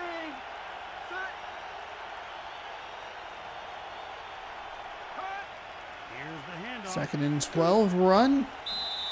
Dances around inside, but doesn't really find anything. Still finds 5, which is Down and better than his previous touch where he lost 2. At the end of That the run third will quarter, take us to the end of the tie ball third game. quarter. Vikings 7-7 game. Jaguars Vikings, 7. Jaguars. Vikings kind of fighting for their playoff lives here. Jacksonville, I feel like they're knocked out, but I'm not 100% sure. And I've looked. I've tried to find like playoff bracket like simulators or whatever, but it's always just for the current season. I'm like, I just want like, I want to basically just input a bunch of numbers into a thing and you tell me who's eliminated, who's in, what's going on. That's all I want. First down and 10. And that's a hit deep in the backfield. Nice time to come up with a sack there. They're kind of on like the fringe of field goal range, so a sack like that can maybe knock them out of field goal range. Be a 53-yard field goal. Well, shift that because that's a nice completion there. Steven Alexander. They're down in 6 for the first. Big gain to set up third down and 6. Even if you don't convert here, that's still really helpful for the kicking game. It doesn't matter because they're going to come up with the yardage. First and 10 from the 18-yard line. Joe Horn with his 4th grab of the day. This is a bad time for this Vikings defense to start to be leaky. Keep in mind, Minnesota missed a field goal earlier in this game. Manning with a deep drop. Throws over the middle. It's caught for the touchdown. Jacksonville 13, Minnesota 7. Offensively, that's what you're trying to accomplish. Allow one of your playmakers the opportunity to score. The Jaguars line up for the extra point.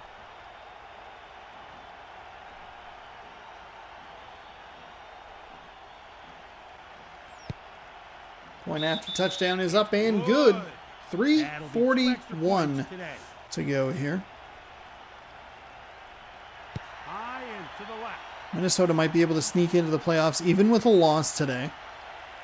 Should they be able to beat Green Bay perhaps next week, might be able to get into a wild card position. The NFC, for the most part, is pretty settled. It looks like the Bears might have a chance. It looks like maybe the there's one other team in there that I think was 7 and 8 when we were taking a peek. There's a nice find for a first down. Tim Brown, 4 catches on the day. The only other time Minnesota scored points was immediately after Jacksonville has scored points. Minnesota playing following the leader. You punt? Okay, we punt now.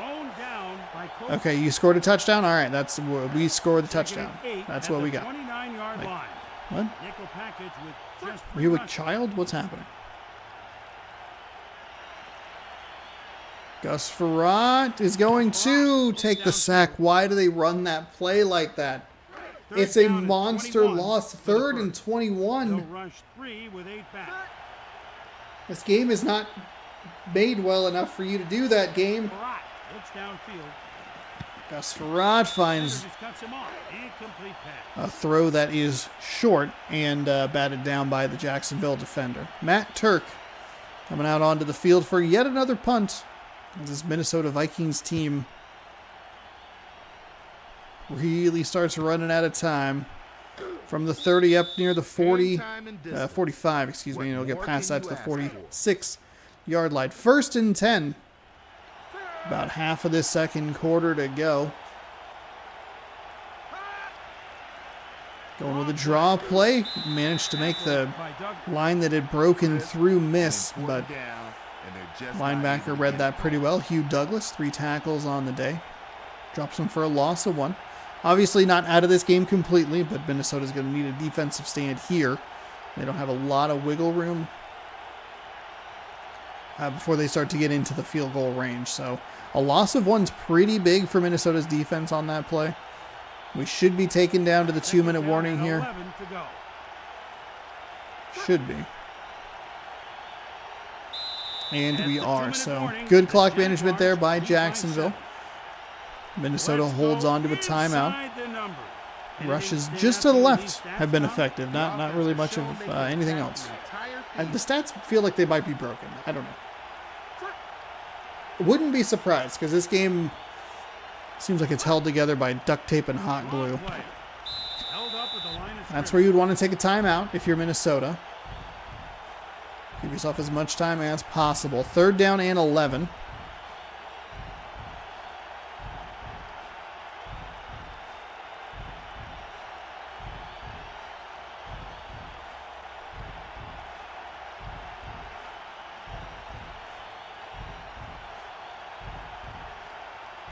3rd and 11 at the 45-yard line.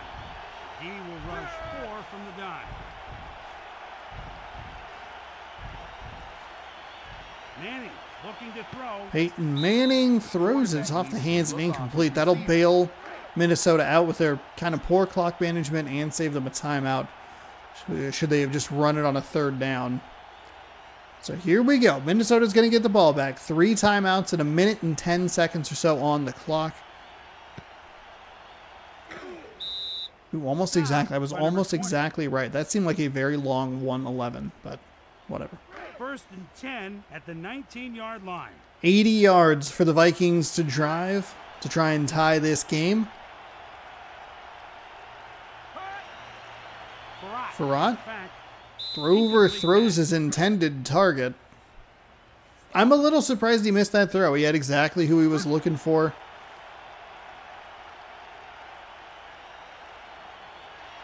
The quarterback looks to pass. Farrat taken down. Coverage sack there. Didn't even really bother to try and move, and they're not using the timeouts either. So 3rd down. Third down and 16. Might see the... Okay, I thought we were going to see the rollout play. And what is happening? What happened to this Minnesota team? Remember when they scored that touchdown, like, kind of accidentally, I guess? 4th down and 21, got to have it. They get to the 20. That's not what you're looking for. The game MVP. When you're awarded as being the best of the best, that's something special. Whew. Minnesota comes out and lays an egg. Made one good offensive drive. Timeout, Vikings. They have 1 remaining. They took that timeout before 4th down. So Jacksonville will win this game. Minnesota will not have a shot at a Timeout, Vikings. miracle comeback. 1 remaining.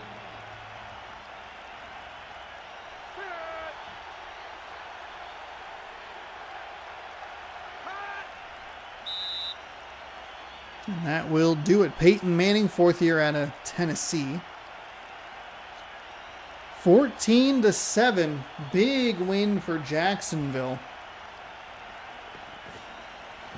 I think they might be eliminated from playoff contention, but they certainly played spoiler today regardless.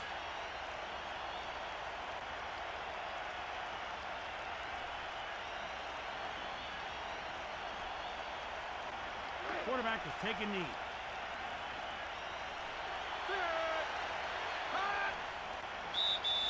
Okay, weird. All right.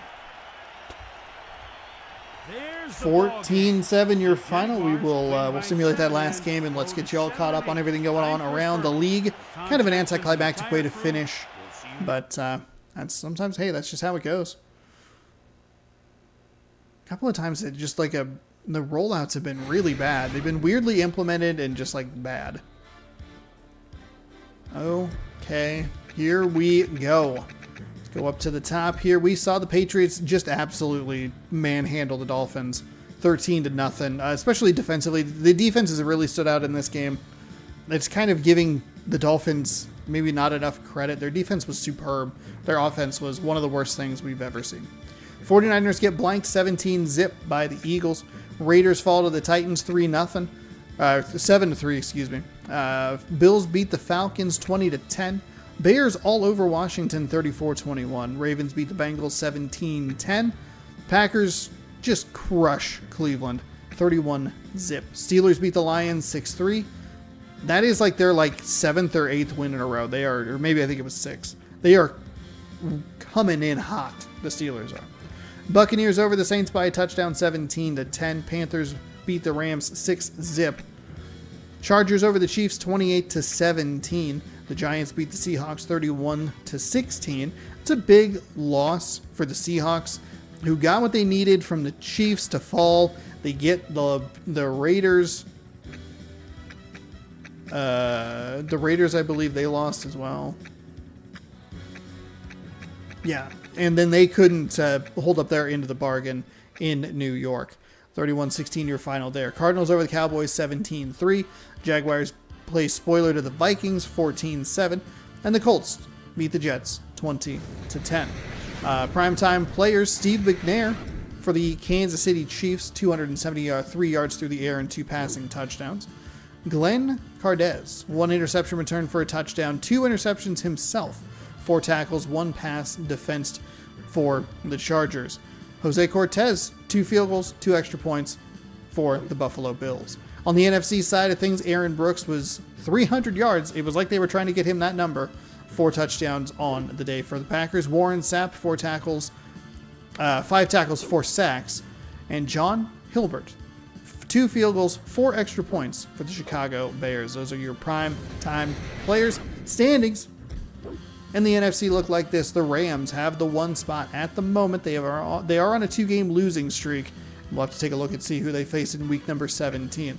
The Packers, they are 9-6. The Giants are 9-6. Those would be your top 3 right there. The Falcons, they've lost 2 in a row. They fall to 8-7, and they fall to the 4th spot. It was kind of weird because they were either the 2nd best team record-wise and still the 4th spot. But they don't have the opportunity to maybe try and take over the top spot from the Rams.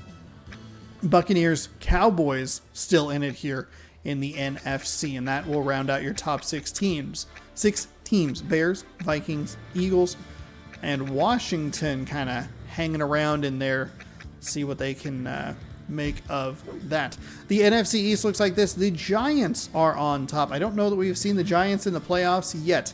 It means that the Eagles are like the last team from the NFC East to not make the playoffs in a random rosters season. Giants 9-6, Cowboys 8-7, Eagles and Washington 7-8, Cardinals 6-9. The Rams are 10-5, the Falcons are 8-7, the Panthers, 49ers, and Saints all out of it 6-9, and then 2 5-10s. The 49ers were 5-4, and they've lost 6 in a row. In the NFC Central, the Packers have the lead in the division. 9-6 is their record. The Bucs are 8-7. The Bears and Vikings both 7-8, and the Lions 6-9. The AFC has the Chiefs on top, but the Patriots are right there. The Patriots do not play next week. They have played all 16 games. So the Patriots have a bye in week number 17. Kansas City 10-5, Patriots 10-6. The Ravens would be your 3 spot. The Bills, Raiders, Steelers, Titans, Browns, Dolphins. My goodness. Look at all those 8-7 teams. I would assume that it has the 2 teams that would make it in. The Steelers have won 6 in a row. They were 2-7. They've ripped off 6 in a row. They're now 8-7. They, I believe, would be the 6th spot, but we'll have to see kind of what's going on next week and see who can make it, who's out, all that exciting stuff. The Patriots, like I said, they've played their 16 games because of the 31 teams. Every single week would have a bye week. Imagine not getting it until week number 17. That sounds awful. 10-6 is their record. The Bills can tie it with a win next week. The Dolphins, I believe, in the hunt at 8-7. The Colts 7-8, and the Jets 6-9. The Chiefs are on top of the NFC West. I believe they would clinch the NFC West at 10-5. The Raiders are 8-7. The Seahawks and Broncos both 7-1. The Seahawks have lost 5 games in a row. The Chargers 5-10. And then the Central, this is where it's maybe the most interesting. The Bengals and Jaguars are still 7-8. I think they might both be eliminated now, but I'm not 100% sure. The Browns, Titans, Steelers all 8-7, and then the Ravens sit atop at 9-6. So that'll catch you up there. Take a look at some of the Week 17 games. Ravens taking on the Bucs. That's a good one. A couple of teams fighting for some playoff spots or positioning. Cardinals, Panthers, that's garbage. Falcons, Dolphins could be good. Bills are the better team there. Garbage. Browns, Titans. Colts are bad. Chiefs, Jags. I think the Jaguars are out of it, but they could play spoiler. Vikings, Packers. Steelers, Bengals. 49ers, Cowboys, no. Giants, Eagles. Raiders, Broncos. Seahawks, Chargers. Washington, New Orleans. There might not be as many good games as I think, but we'll have to see. I'll have to take a closer look at it. Hey, thank you so much for watching this extended edition of Random Rosters here on youtube.com/ShaunosaurusRex. Every Tuesday, I play football at 6 a.m. Pacific time, so be sure to scroll down, subscribe, ring the bell. You'll be notified when I post new videos. If you like this content, if you like this concept, check out the 6 p.m. video Thursday this week, or check out the previous installments of Random Rosters inside of NBA 2K24, where I ran a fantasy draft playing on Hall of Fame difficulty. We're watching games, and it has been fun so far. I appreciate you watching. We will catch you next week for more Random Rosters right here on the channel. Good sports. Good night.